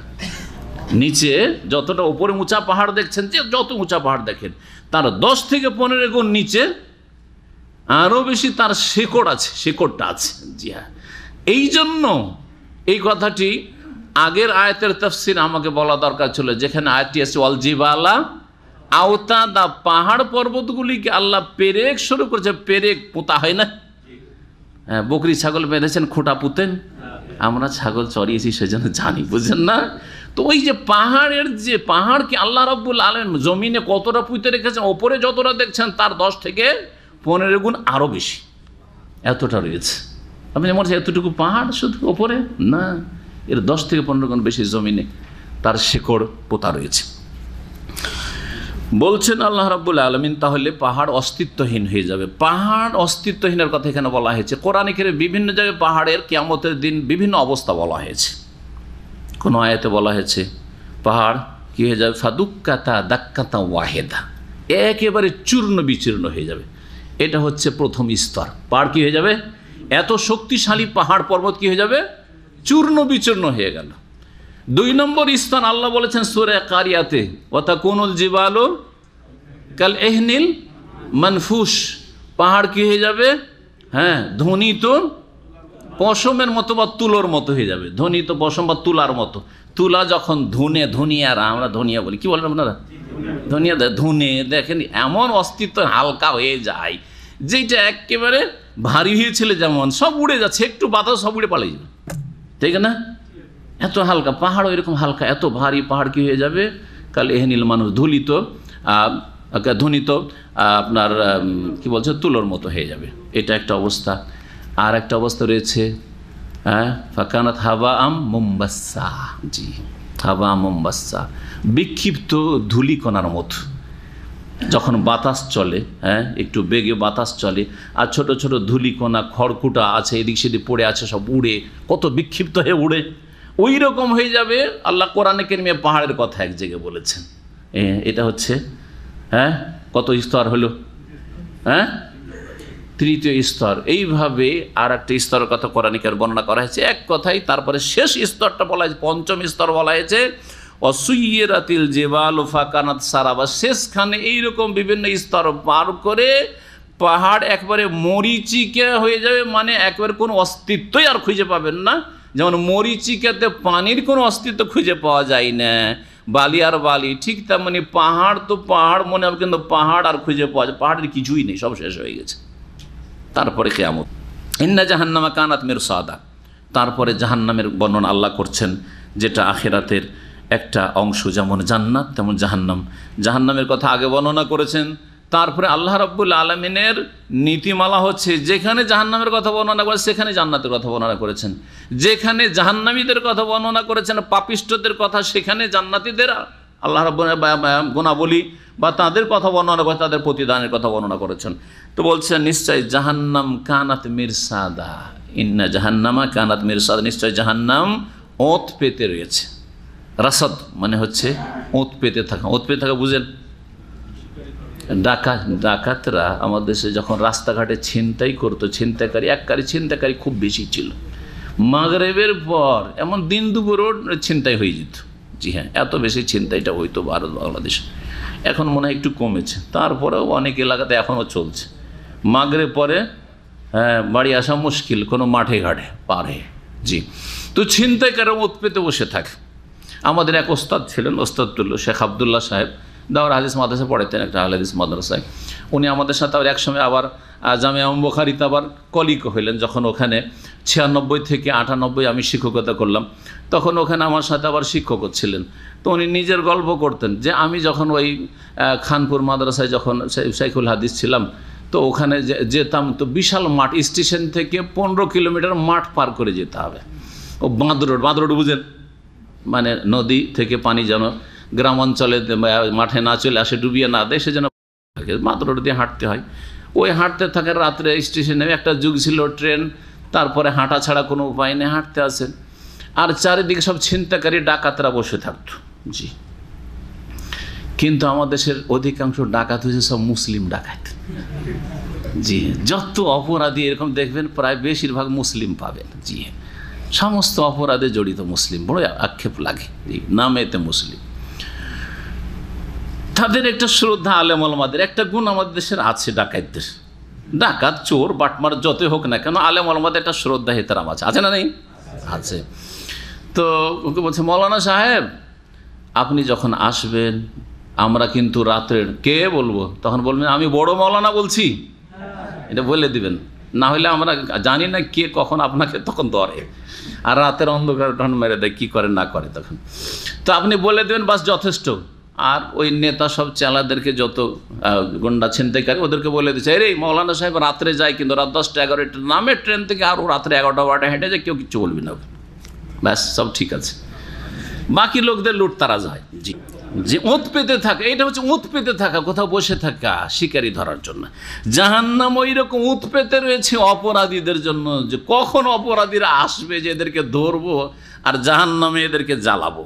ইন্না জাহান্নাম কানাত মিরসাদা। সুবহানাল্লাহ, আল্লাহুম্মা আজিরনা মিনান নার। অন্তর থেকে খুলুসিয়তের সাথে কেউ যদি 3 বার বলে, খুলুসিয়তের সাথে বলবে মানে মন্ত্র, সে অনুযায়ী আমল করবে, আকীদা সংশোধন করবে, তাহলে জাহান্নাম স্পর্শ করবে না। আল্লাহুম্মা আজিরনা মিনান নার। আল্লাহ জাহান্নাম থেকে আমাদের রক্ষা করেন। লিত্তাগিনা মাআবা, এই জাহান্নাম সীমালঙ্ঘনকারীদের আশ্রয়স্থল। হ্যাঁ, আবা ইয়াউবু মানে আশ্রয় নেওয়া, আর মাআব মানে আশ্রয়ের জায়গা, জারফে মাকান, জারফে মাকান আরবি গ্রামার যারা বুঝেন। তাগিন, তাগা ইয়াতগা মানে সীমালঙ্ঘন করা, এখান থেকে তাগুত যারা সীমালঙ্ঘন করে। আর লিত্তাগিন মানে সীমালঙ্ঘন, যে কোনো পাপিষ্ট গুনাহগার হচ্ছে সীমালঙ্ঘনকারী। আল্লাহ রাব্বুল আলামিন ফরজ ওয়াজিব পালন করে না, সীমালঙ্ঘনকারী। যারা যত বড় অপরাধী তত বড় সীমালঙ্ঘনকারী। যারা শিরক করে তারা সবচেয়ে বড় তাগুত, শিরকের শিক্ষা দেয় তারা সবচেয়ে বড় তাগুত, যারা কুফরি শিক্ষা দেয় তারা সবচেয়ে বড় তাগুত। যদিও ধর্মীয় রং দিয়ে শিখাক না কেন, শুধু তাগুত মানে সরকার পাপ করলে তাগুত হয়ে যায়, আর কবর মাজার পূজার তালিম দেয় ধর্মগুরুরা, আর ওর তাগুত হয় না? ওরা তো আসল তাগুত, ওরা আসল তাগুত। গায়রুল্লাহর ইবাদতের দিকে যারা আহ্বান করে বা মানুষের জন্য সেসব শিরকের রাস্তা খোলে, বিদআতের রাস্তা খোলে, তারা তাগুত। তাগুতকে চিনতে শিখেন। আর শুধু এক শ্রেণীর মানুষকে টার্গেট বানিয়ে শুধু তাগুত তাগুত করা, এটা রাজনৈতিক বিষয়, এটা কোনো ইসলামের ব্যাখ্যা নয়। এটা ইসলামের ব্যাখ্যা নয়। ইসলামের ব্যাখ্যা ভালো করে বুঝেন। আংশিক তাগুত যারাই যে এরকম নাফরমানি করবে, সে সীমালঙ্ঘন করলো, সে বাড়াবাড়ি করলো। যে চরম বাড়াবাড়ি করবে তাকে তাগুত বলবেন। আর সবচেয়ে বড় চরম বাড়াবাড়িকারী যে শিরক কুফরির দিকে আহ্বান করে, শিরক কুফরির রাস্তাকে প্রশস্ত করে, তৌহিদ সুন্নতের রাস্তাকে বন্ধ করে। তৌহিদ সুন্নতের রাস্তাকে বন্ধ করছে, সংকুচিত করছে, তৌহিদের রাস্তায় সুন্নতের রাস্তায় চলে বাধা সৃষ্টি করছে, তৌহিদ সুন্নাহভিত্তিক মসজিদ কায়েম হলে তার উপর আক্রমণ করছে। আর শিরক বিদআতের যদি কোথাও মাজার তৈরি হয়ে যায় তাহলে উৎসাহিত করছে, চাঁদা দিচ্ছে। এরাই তো তাগুত আসল, এরা তাগুত আসল। জি, জাহান্নাম হচ্ছে এই সব সীমালঙ্ঘনকারীদের বাসস্থান। লাবেসিনা ফিহা আকাবা, সেখানে তারা যুগ যুগ অবস্থান করবে। আহকাব হিকবাতুনের বহু বচন। হিকবাতুন মানে হচ্ছে যুগ, সেই যুগের পরিমাণ আল্লাহ ভালো জানেন। কিন্তু আমাদের দেশে যারা বেদাতি ধর্মকর্মের প্রচার প্রসার করে, তারা একবার হুকবা, হিকবা কি বলে, হুকবাতুন বলে। আর এক হুকবার তাদের কাছে একটা পরিমাণ আছে, কত? 80 বছর। আর এক ওয়াক্ত নামাজ ছাড়লে 80 হুকবা জাহান্নাম। এসব জাল জয়ীফ কথা। এসব কি কথা? জাল জয়ীফ কথা। এক ওয়াক্ত নামাজ ছাড়লে 80 হুকবা নাই। এক ওয়াক্ত নামাজ ইচ্ছা করে যদি ছাড়ে তো কুফরি কাজ, সঠিক মতে কুফরির কাজ। সুতরাং তওবা করে যদি ফিরে না আসে তো চিরকাল জাহান্নাম। এটা হচ্ছে আসল শাস্তি, বাকি আল্লাহ ভালো জানেন। আর এই 80 হোক বার হাদিস শোনানো যেটা তাদের কেতাবাদিতে রয়েছে, এগুলি জাল কথা, এগুলি হচ্ছে ভিত্তিহীন কথা। তো আহকাওয়ান যুগ যুগ ধরে সেখানে অবস্থান করবে জাহান্নামে, লা ইয়াযুকুনা ফিহা বারদান ওয়ালা শারাবা, সেখানে তারা না কোনো শীতল আস্বাদন করবে, ওয়ালা শারাবা, আর না কোনো পানীয় পাবে বা পানীয় আস্বাদন করবে। মানুষ ঠান্ডা খুঁজে, গরমের সময় কি খুঁজে? ঠান্ডা। কোথায় ঠান্ডা জায়গা পাবো? দেখেন বাইরে থাকতে পারছেন না, বাইরে দেখেন কি অবস্থা, ঠান্ডা আছে, আরাম, শরীরটা আরাম পেয়ে গেছে।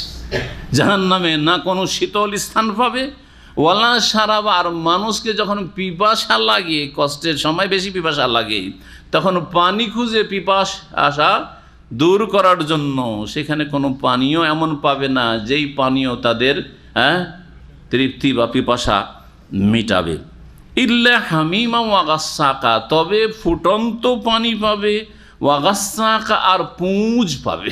সুবহানাল্লাহ, ফুটন্ত পানি, ফুটছে ওই পানি, গরম পানি মুখের কাছে নিয়ে আসতেই ইয়াশবিল ওজুহ, আল্লাহ কোরআনে কারীমে সূরা কাফে বলেছেন, চেহারা কি হয়ে যাবে? ঝলসে যাবে, চামড়া সবগুলি ঝুলে যাবে। জি হ্যাঁ, গোশত খসে পড়ে যাবে। জি, মুখের কাছে নিয়ে আসতেই। জি হ্যাঁ, ওয়াগাসাকা, এবং পুঁজ। কোন পুঁজ? জাহান্নামে, জাহান্নামীরা জ্বলে জ্বলে শরীর থেকে যে রক্ত পুঁজগুলি বেরোবে, সেই পুঁজগুলি তাদের খাদ্য পানীয় হবে। জি, এই হবে তাদের খাদ্য, হয় ফুটন্ত পানি, আর না হলে তাদের নিজেদের পুঁজ তারা পান করবে। জাযাআও ওয়িফাকা, তাদের উপযুক্ত প্রতিফল বা প্রতিদান। জাযা মানে বদলা, আর ওয়েফাক মানে সমান সমান, উপযুক্ত, উপযোগী বদলা। কেন উপযোগী বদলা? কোন দিক থেকে? সবচেয়ে বড় অপরাধ করেছে, সুতরাং সবচেয়ে বড় শাস্তি দেওয়া হয়েছে, এটা হচ্ছে উপযুক্ত বদলা। বুঝতে পেরেছেন? সবচেয়ে বড় অপরাধ হচ্ছে কুফরি, শিরক, সুতরাং সবচেয়ে বড় শাস্তি হচ্ছে চিরকালের জাহান্নাম। চিরকালের জাহান্নামটা সবচেয়ে বড় শাস্তি, যে জাহান্নামে কোনো কল্যাণ নাই। আর অস্থায়ী জাহান্নাম, সেটাও বড় শাস্তি, কিন্তু তাদের অপরাধটা হয়তো বের হওয়ার কোনো রাস্তা রেখেছে জাহান্নাম থেকে, যার ফলে যারা তাদের ইসলামকে টিকাতে পেরেছে, যদিও কাবিরা গুনাহ করেছে, জাহান্নামে জ্বলেও কখনো বেরিয়ে আসবে। এটি হচ্ছে আহলে সুন্নাত ওয়াল জামাতের বিশ্বাস, আকীদা। কেন এরা জাহান্নামে যাবে? প্রশ্ন। আল্লাহ বলছেন ওর জবাব, ইন্নাহুম কানু লা ইয়ারজুনা হিসাবা, কারণ এরা হিসাব হবে এই রকমের কোনো আশঙ্কা করতো না। রাজা ইয়ারজু মানে আশা করা, আশা করা, কোনো কিছু আশা রাখা। আর কোরআনে কারীম ভাষায় আশা করা বিশ্বাসের ক্ষেত্রে বলা হয়েছে, তাহলে বিশ্বাস দিয়ে অর্থ করা যেতে পারে।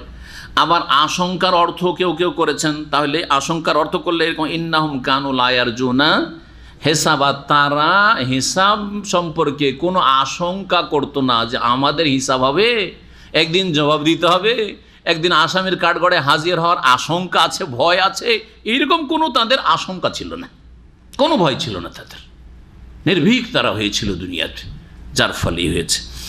আর যদি রাজা ইয়ারজু মানে বিশ্বাসের করে, ইন্নাহুম কানু লা ইয়ারজুনা হিসাবা, তারা হিসাবে বিশ্বাসী ছিল না, তারা হিসাবে বিশ্বাসী ছিল না, বিশ্বাসই করতো না যে হিসাব হবে, পরকাল হবে, একদিন পাকড়াও হবে, কোনো বিশ্বাস করতো না। ওয়াকাযযাবু বিআয়াতিনা কিযাবা, এবং তারা চরমভাবে আমার আয়াতসমূহকে মিথ্যা মনে করেছে, চরম মিথ্যা প্রতিপন্ন করেছে একেবারে। ওয়া কুল্লা শাইইন আহসাইনাহু কিতাবা, সুতরাং আমি প্রত্যেক বিষয়কে সংরক্ষণ করেছি কিতাবা, লিখিতভাবে। তারা যা কিছু করেছে শুধু এমনি সংরক্ষণ না যে আল্লাহ বলে দিলেন, আল্লাহ বলে দিলে তো যথেষ্ট, আল্লাহ তো সব কিছু জানছেন, তাই না? কখন কি করেছেন, কোন সময় কি করেছেন, কখন ভালো কখন মন্দ, কতটা ভালো কতটা মন্দ, সব জানেন না? আল্লাহ তো তার এই ইলমুল্লাহিল ওয়াসে, ব্যাপক জ্ঞানের ভিত্তিতে একটা ফয়সালা করে দিলি হয়তো যে তুই জাহান্নামী, তুই জান্নাতি, তুই এতদিন জান্নাত, তুই এতদিনে জাহান্নাম যা। কিন্তু না না, লিখিত রেখেছেন যাতে করে অস্বীকার করার কোনো অবকাশ না থাকে। সুপার মার্কেটে আজকাল যখন কোনো সওদা করছেন, কিনছেন, লম্বা বিল চলে আসছে, সুবহানাল্লাহ, হ্যাঁ কয়টা বাজে, কত মিনিট, কত সেকেন্ডে আপনার বিলটা বেরিয়েছে, কত তারিখে, সব আসছে না? কয় পিস, কত দাম, আসছে না? দুনিয়াতেই যদি এসব রেকর্ড হয়ে যায়, সব কিছু রেকর্ড। আজকে এই যে আপনারা এখানে প্রবাসে এসছেন, এই যে ফিঙ্গারপ্রিন্ট দিয়ে দিয়েছেন, সব কিছু রেকর্ড আছে। একটা কিছু ক্রাইম হলে ওখানে চলে আসবে, যখন আপনি এয়ারপোর্টে যাবেন সব চলে আসবে। তো মানুষ যদি এসব করে নিতে পারে, তো রব্বুল আলমিনের হিসাব সম্পর্কে আজকাল অবিশ্বাস আর সন্দেহের কোনো অবকাশই থাকে না। আল্লাহ বলছেন ওয়াকুল্লা শাইইন আহসাইনাহু কিতাব, আর প্রত্যেক বিষয়কে বা বস্তুকে আমি সংরক্ষণ করে রেখেছি, রেকর্ড করে রেখেছি কিতাবান লিখিতভাবে আমার মালায়েকা ফেরেশতা দিয়ে। ফাজুকু, তোমরা আস্বাদন করো, চাখো, চাখতে থাকো, আস্বাদন করতে থাকো। ফালান নাজিদাকুম ইল্লা আযাবা, তোমাদের আযাব শাস্তি ছাড়া আর কিছুই আমি বৃদ্ধি করব না। সুবহানাল্লাহ। এই আয়াত সম্পর্কে মুফাসসিরিনগণ বলেছেন যে এই আয়াতে যে কঠোর বাণী উচ্চারণ করা হয়েছে আল্লাহ রাব্বুল আলামিনের পক্ষ থেকে, যিনি মহাশাস্তিদাতা শাদীদুল ইকাব, এর চাইতে কঠিন ধমক আর শাসানি আর কোনো আয়াতে নেই। পাপিষ্ঠদের জন্য, গুনাহগারদের জন্য, জাহান্নামীরা চলে যাবে আর আশা রাখবে যে জ্বললাম তো অনেক দিন, হয়তো আল্লাহর কোনো দয়া মায়া হবে, রহমত হবে, আর কখনো হয়তো আল্লাহ বের করে দেবেন, আর এরকম কিছু আশা রাখবে। কিন্তু এই আয়াত যখন শুনিয়ে দেওয়া হবে, এটা আল্লাহর বাণী, সেই সময় আল্লাহ শোনাইবেন। এটা এইখানে আয়াতে রয়েছে, কিন্তু কিয়ামতের দিন আল্লাহ কি করবেন? এই ঘোষণা করবেন জাহান্নামীদের উদ্দেশ্যে, ফাজুকু, হে জাহান্নামীরা, তোমরা মজা চাকতে থাকো, আস্বাদন করতে থাকো। ফালান নাজিদাকুম ইল্লা আযাবা, আযাব ছাড়া আর কিছু তোমাদের বৃদ্ধি করব না। কোনো আশা করিও না যে আর কিছু ভালো বৃদ্ধি কিছু হবে। আল্লাহ যেন আমাদের জাহান্নাম থেকে রক্ষা করেন। সাহাবীর উক্তি রয়েছে, আব্দুল্লাহ বিন আমর বিন আস, প্রখ্যাত সাহাবী, বড় ওই দিনদার পরেজগার সাহাবী ছিলেন।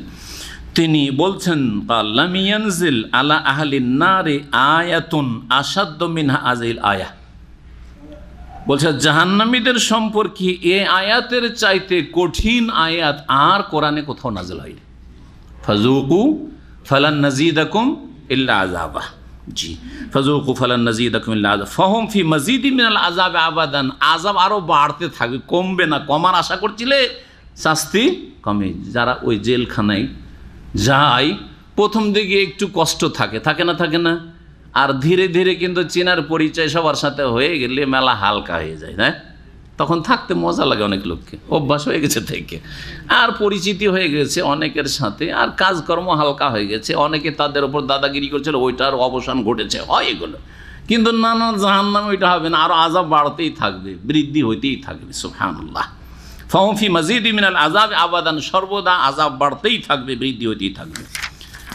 যখন জাহান্নামীদের অবস্থা কিছু বর্ণনা করা হলো, এখন জান্নাতীদের অবস্থা শোনেন। আল্লাহ বলছেন ইন্না লিল মুত্তাকিনা মাফাজা। প্রশ্ন উঠছে যে এতক্ষণ তো জাহান্নামীদের কথা শুনলাম, তো যারা ঈমানদার মানুষ, মুত্তাকি, তাদের জন্য কি হবে? আল্লাহ কি রেখেছেন একটু শোনার ইচ্ছা করে, মানুষের কৌতূহল হয় না? আল্লাহ বলছেন শুনে না, ওটাও শোনো, যে তোমরা যদি ভালো মানুষ হইতে পারো তোমাদের জন্য কি রেখেছি। নিশ্চয় আল্লাহ ভীরুদের জন্য রয়েছে সফলতার সময়, সফলতার স্থান। দুটি তরজমা করলাম। এমনি কেউ সফলতা বলে মাসদার মিমির অর্থ করেছেন। মাফাজান, মাসদার মিমি, আরবি গ্রামার যারা বুঝেন, মাফাজান মানে ফৌজান, ফাকাদ ফাজা ফৌজান আজিম আছে না কোরআনে কারিমে, ওই রকম ইন্নালিল মুত্তাকিন মাফাজান মানে ফৌজান, কামিয়াবি রয়েছে, সফলতা রয়েছে কার জন্য? মুত্তাকি, আল্লাহ ভীরুদের জন্য। কিন্তু ইবনে উসাইম রহমতুল্লাহ আলাইহি তাফসিরে বলছেন যে মাফাজ সেটা জারফে জামান হইতে পারে, আবার জারফে মাকান হইতে পারে। দুটোই অর্থ কিন্তু আমি করলাম। নিশ্চয় আল্লাহ ভীরুদের জন্য কি রয়েছে? সফলতার সময়কাল রয়েছে। সব সময় নির্যাতিত মজলুম থাকবেন না, সব সময় যে দুঃখে থাকবেন, কষ্টে থাকবেন, তা থাকবেন না। কিছুদিনের দুনিয়ার হয়তো বালা মুসিবত, কষ্ট আছে, রোগ আছে, আর জুলম অত্যাচার সহ্য করতে হচ্ছে, কিন্তু এক সময় কি রয়েছে? এমন একটা সময়কাল আসবে মাফাজান, যখন আপনি সবচেয়ে বড় হিরো, কামিয়াব। বোঝা গেছে? সেই দিন দুনিয়ার হিরো জালেম জিরো হয়ে যাবে, আর আপনি দুনিয়ার জিরো ছিল, আপনাকে আল্লাহ হিরো করে দেবেন।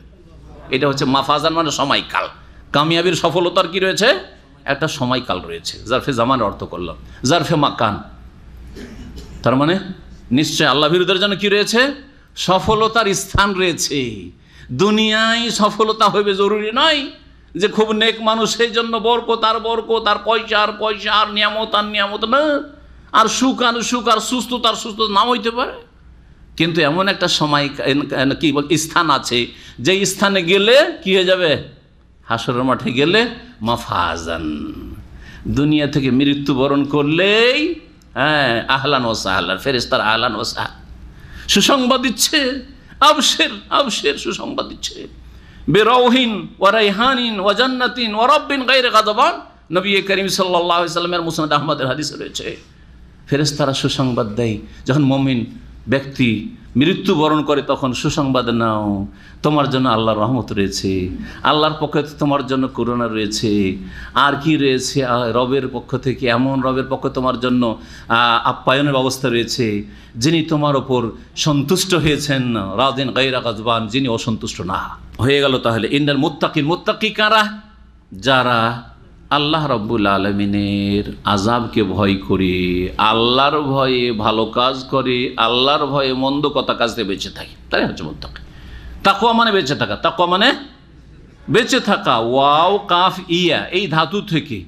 তো মুত্তাকি যারা বেঁচে থাকে আল্লাহর অসন্তুষ্টির কথা কাজ থেকে, আল্লাহর ফরজ ওয়াজিব ছেড়ে দিলে আল্লাহ কি হন, অসন্তুষ্ট হন, হারাম নাজায়েজ কাজে লিপ্ত হইলে অসন্তুষ্ট হন, এই সমস্ত কথা কাজ থেকে বেঁচে থাকে।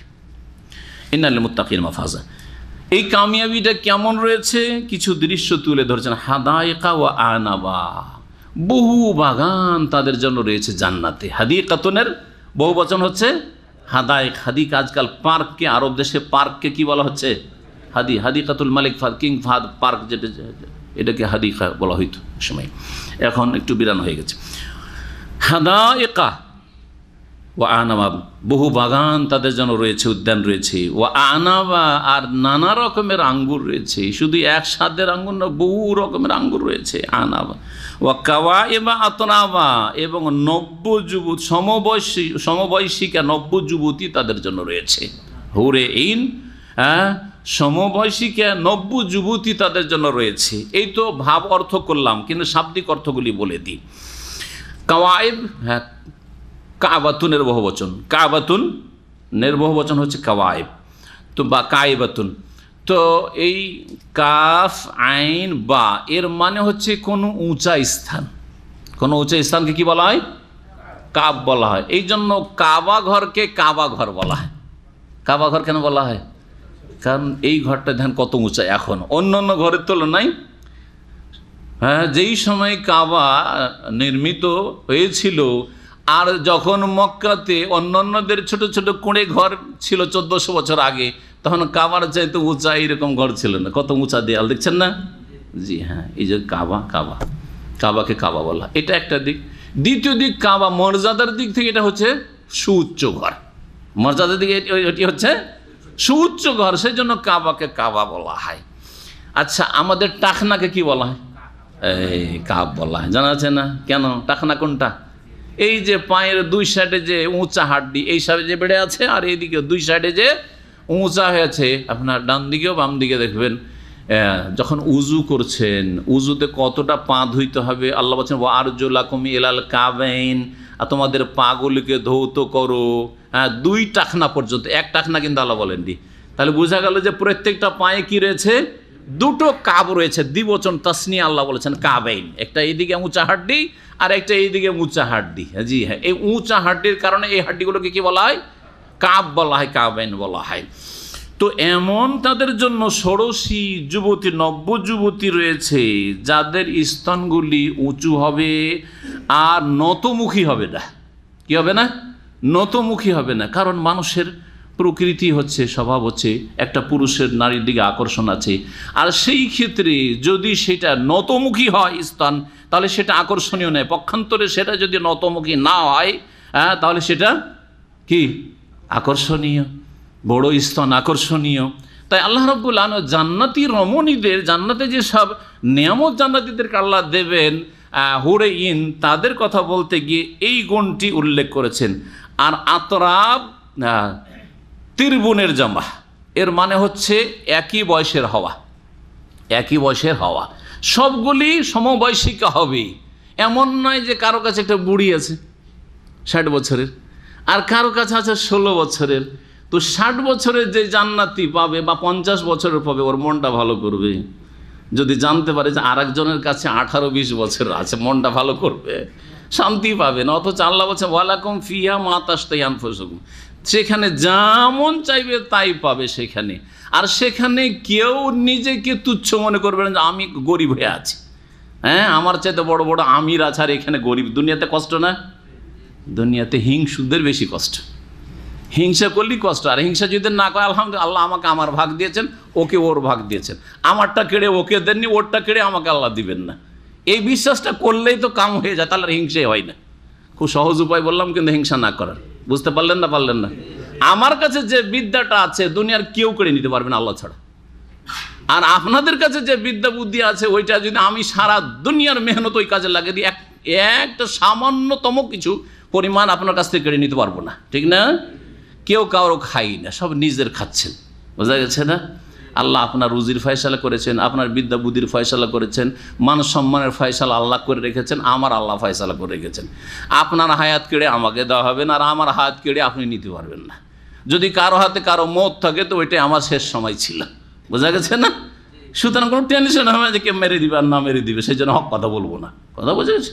কিন্তু হক কথা বলবো, হক কথা বললে লাভ হবে কিনা এটা দেখতে হবে।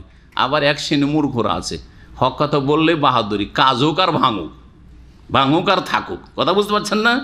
কারাকে বুঝাচ্ছি? এই চরমপন্থী জঙ্গিগুলোকে বুঝাচ্ছি। এটা ভুল। হক কথা বলা মানে এই না যে আমার আক্রোশ মিটিয়ে নেওয়া। হক কথা মানে গঠনমূলক কিছু করে দেখ, আমার এই হক কথা বলে কাজ হচ্ছে কিনা। এক্ষণে গিয়ে কফিল সিগারেট খাচ্ছে, আপনার একটা অপরাধ করেছে, ঠিক না?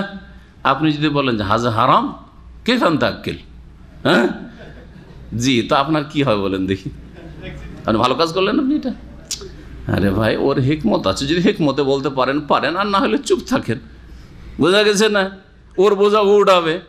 খুব বেশি বলতে পারেন, আচ্ছা বলেন তো, আমি তো বেশি কিছু বুঝি না, আপনি তো সিগারেট খাচ্ছেন, এতে লাভ আছে না লস? জিজ্ঞাসা করলে কি খরচ লাগবে, এক্সিট লাগবে না? লাগবে না, কখনো লাগবে না।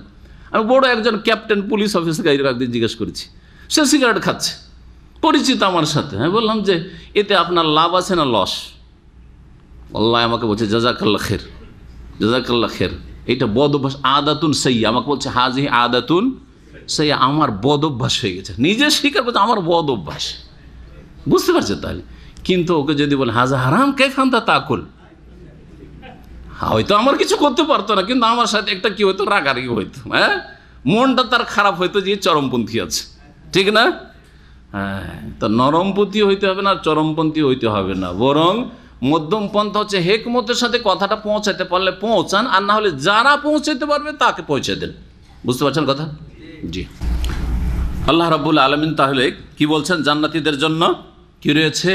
নব্য যুবতী, সমবয়স্কা নব্য যুবতী রয়েছে। ওয়াকাসান দেহাকা, আর পরিপূর্ণ পানপাত্র রয়েছে। কাস এমন গ্লাসকে বলা হয় বা এমন বোতলকে বলা হয় যাতে কি আছে, পরিপূর্ণ আছে।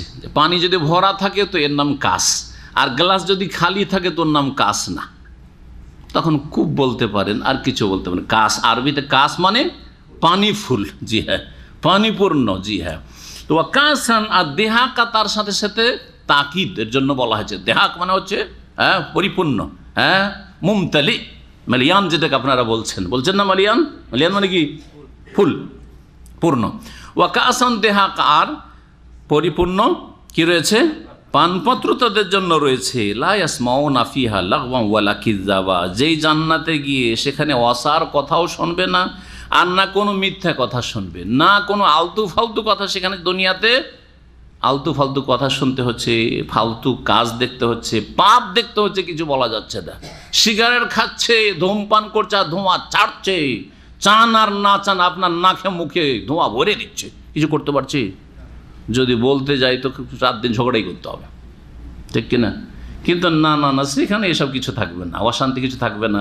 যে পাশের জান্নাতি হইচই করছে আর তার ছেলেমেয়েরা ডিস্টার্ব করছে, বা আছে এমন কিছু আচরণ করছে যে জাতীয় কষ্ট হচ্ছে, তার বাড়িতে গান বাজনা বাজছে আর আমার কষ্ট হচ্ছে, আর রাস্তাঘাটে হইচই করছে, গাড়ি ঘোরাচ্ছে আর আমার ঘুম ভাঙছে, হচ্ছে দুনিয়াতে হচ্ছে কিন্তু আখেরাতে হবে না। সেখানে না লাগু ফালতু কথা, অসার কথা কাজ থাকবে, আর না কোনো মিথ্যা কথা থাকবে, মিথ্যা আচরণ থাকবে। জাযাআম মির রাব্বিকা আতাআন হিসাবা, হে মানুষ, হে মুসলিম, তোমার প্রতিপালকের পক্ষ থেকে এই হচ্ছে প্রতিদান। আতাআন হিসাবা, যা পর্যাপ্ত দান, যা পর্যাপ্ত দান হবে। আতাউন মানে আল্লাহর দান, অনুদান। আর হিসাবান হাসবুন থেকে, হিসাবান মানে হিসাব নাই, হিসাব মানে হিসাব কিসে থেকে, শব্দটা ভালো করে বুঝেন তাহলে তরজমা বুঝতে সুবিধা হবে। হাসবি আল্লাহ মানে কি, আল্লাহ আমার জন্য যথেষ্ট। হাসবুন আল্লাহ বলছে না, কোরআনে আছে না, হাসবুন আল্লাহ ওয়া নি'মাল ওয়াকিল, আল্লাহ আমাদের জন্য যথেষ্ট, যথেষ্ট, পর্যাপ্ত। তো এখানে ওই যে হাসবিয়া থেকে, হাসব থেকে এসছে এটা। আতাআন হিসাবা মানে যথেষ্ট এই দান হবে আল্লাহর পক্ষ থেকে, যথেষ্ট দান। আর চাইবেন মানে আল্লাহ আর কি চাই, আল্লাহ বলবেন হাল আযীদুকুম, আর কিছু দেব, আর কিছু চাও, আল্লাহ আর কি চাইবো। ওয়াকাদ আতাইতানা মা লাম তুতি আহাদাম মিনাল আলামিন, এমন কিছু দিয়েছো যা কাউকে দাওনি দুনিয়ার। ও মনে করবে যে আমি সবচেয়ে বড় রাজা। একটা আদনা দরজা নিম্ন শ্রেণীর জান্নাতি মনে করবে আমার মতো কেউ নেই, তার চাইবো কি আল্লাহর কাছে।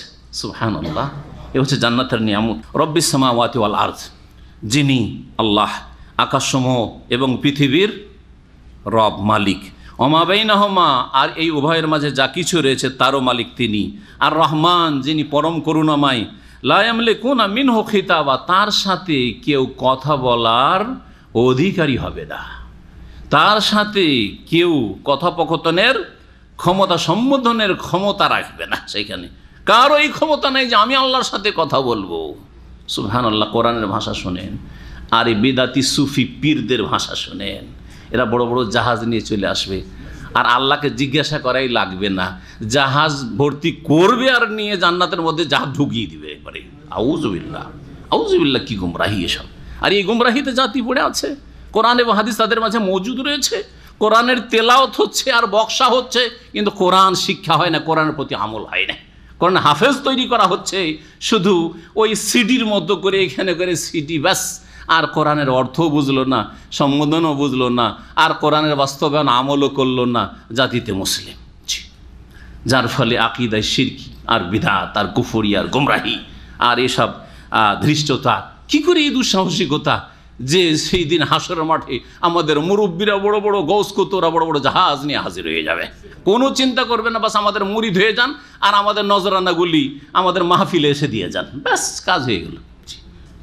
লা ইয়ামলিকুনা মিনহু খিতাবা ইয়াওমা ইয়াকুমুর রূহু ওয়াল মালায়েকাতু সাফফা, স্মরণ করো সেই কিয়ামতের দিনকে, যেই দিন আর রূহ মানে জিবরিল আলাইহিস সালাতু সালামের নাম হচ্ছে, উপাধি লাকাব হচ্ছে রূহ। জিবরিল আলাইহিস সালাম ওয়াল মালায়েক এবং সমস্ত ফেরেশতারা সারিবদ্ধ হয়ে দাঁড়াবে। লা ইয়াতাকাল্লামুন, কেউ কথা বলতে পারবে না, ইল্লা মান আযিনা লাহুর রহমান, তবে যাকে আল্লাহ রহমান পরম করুণাময় অনুমতি দেবেন, এজেন্ট দেবেন, পারমিশন দেবেন। ওয়াকালা সাওয়াবা, আর কথাও জোরামির কথা বলবে না, গায়ের জোরে এই করবো সেই করবো, আমি নিয়ে চললাম। আল্লাহকে আন্দাজ নেই, পড়েছেন শুনেছেন এটা? আল্লাহর আন্দাজ নেই কোন কিতাবে আছে? ভেদে মারিফাতে আছে। কার কিতাব? দেওয়ানবাগীদের, আটরসিওয়ালাদের, মাইজ ভান্ডারিওয়ালাদের। কার? চর্ম নেই, যাদের চামড়া নেই তাদের। চর্ম মানে চামড়া, আর নাই মানে নাই, মানে যাদের ইসলামের চামড়া নেই, যাদের সহি আকীদার চামড়া নেই, যাদের সুন্নতের চামড়া নেই। জি আছে তো, শিরকের চামড়া আছে, বিদআতের চামড়া আছে। কথা বোঝা গেছে? তাদের আকীদা, তাদের কিতাবের আকীদা। হ্যাঁ, আপনার গায়ে লাগলে হবে না, সংশোধন করেন, এইসব জাহান্নামের রাস্তা থেকে ফিরে আসেন। আউযুবিল্লাহ বলছে যে আল্লাহ কি করে এই একটা নাতিয়ে বুড়া লোকের আর নাতিটাকে মেরে ফেললো, নাতির রূহ কবজ করাইলো, আল্লাহর আন্দাজ নেই। আউযুবিল্লাহ, কথা শুনে ভিতরটা কাঁপছে আমাদের। কথা বলেছে ওই জালেমরা, লিখেছে ওই জালেমরা, কিন্তু আমাদের ভিতরটা কাঁপছে। কি করে সাহস করলো একজন মুসলিম এটা কি করে কথা লিখতে পারে আর বলতে পারে? আউযুবিল্লাহ বলেন। আর ফিরে আসেন এসব গুমরাহি থেকে, যে লা ইয়াতাকাল্লামুন, সেদিন কারো কথা বলার ক্ষমতা হবে না, ইল্লা মান আযিনা লাহুর রহমান, তবে যাকে আল্লাহ রহমান অনুমতি দেবেন। ওয়াকালা সাওয়া, আর যে কথা বলবে সেও ঠিক কথা বলবে, যে কথাটা বলবে সেও ঠিক কথা বলবে, যেই কথা বললে আল্লাহ নারাজ না হন, যেই কথা বলা তার জন্য সাজে, বেমানান কথা বলবে না, গায়ের জোরামি কথা বলবে না, যে কথা বান্দার জন্য গোলাম হিসাবে রবের সামনে সাজে সেই কথা বলে, এটা হচ্ছে সব দুরুস্ত কথা। সব মানে দুরুস্ত, সঠিক কথা, সঠিক কথা বলবে। তাহলে কালা যদিও মাজির সেগা, হ্যাঁ হ্যাঁ, কিন্তু অতীতকাল, কিন্তু এখানে বোঝানো হয়েছে সেই দিন, কিয়ামতের দিন সঠিক কথা বলবে। একটা তাফসির। আর একটা তাফসির করবো, সেই জন্য এই ব্যাখ্যাটা করছি, ভালো করে শোনেন। কেউ কেউ তাফসির করেছেন যে ওয়াকালা সাওয়াবা মানে কালা মাজি মানে অতীতকাল, তো অতীতকাল দিয়েই তাফসির করুন, তাহলে কি অর্থ হবে? অর্থ কিন্তু পাল্টিয়ে যাবে। লা ইয়াতাকাল্লামুনা ইল্লা মান আযানা লাহুর রহমান, সেই দিন আল্লাহ যাকে অনুমতি দেবেন সে ছাড়া আর কেউ আল্লাহর সাথে কথা বলতে পারবে না। ওয়াকালা সাওয়াবা, এবং সে যে কথা বলবে আল্লাহর সাথে সে সঠিক কথা দুনিয়াতে বলেছিল। কোথায় চলে গেলাম? বলেছিল মাজি, কালা, কালার অর্থই করলাম। সে দুনিয়াতে কর্মজগতে যেখানে কর্ম করা, আমল করা তার জন্য ফরজ ছিল, ইবাদতের জন্য যেই জগৎটা ছিল দুনিয়ার জগৎ, সেখানে ওয়াকালা সাওয়াবা সঠিক কথা বলেছিল। আর সবচেয়ে সঠিক কথা হচ্ছে লা ইলাহা ইল্লাল্লাহ কালিমা তাইয়্যিবা। সুতরাং সালাফগণ তাফসীর করেছেন ওয়াকালা সাওয়াবা মানে ওয়াকালা লা ইলাহা ইল্লাল্লাহ, কি বলেছিল? যার তৌহিদ ঠিক আছে, লা ইলাহা মন্ত্র পাঠ করা নাই, সে কি করেছিল? তৌহিদকে ঠিক রেখেছিল, তার তৌহিদ ঠিক ছিল, শিরক মুক্ত ছিল, সে বিদআত মুক্ত ছিল। জি, তার জিকির ছিল সুন্নতি, তার কালেমা সে বুঝে কালেমার বাস্তবায়ন করতো, এদিকে কালেমার জিকির করছে লা ইলাহা ইল্লাল্লাহ, আর আবার এই সিজদা কবরেও করছে, মসজিদেও করছে, দুই রকমই সিজদা চলছে। না না না না, ওই রকম লোক না। তা আর এই পীরতন্ত্রে যারা বিশ্বাসী সকলের আকীদায় শিরক আছে, সকলের আকীদায় শিরক আছে। একটা কথা, যদি কেউ দেখতে চায় তাদের কিতাব নিয়ে আসুক, আমার কাছ থেকে দেখে নিয়ে চলে যাক। জি হ্যাঁ, তাদের প্রত্যেকের কিতাবে কি আছে? শিরক আছে।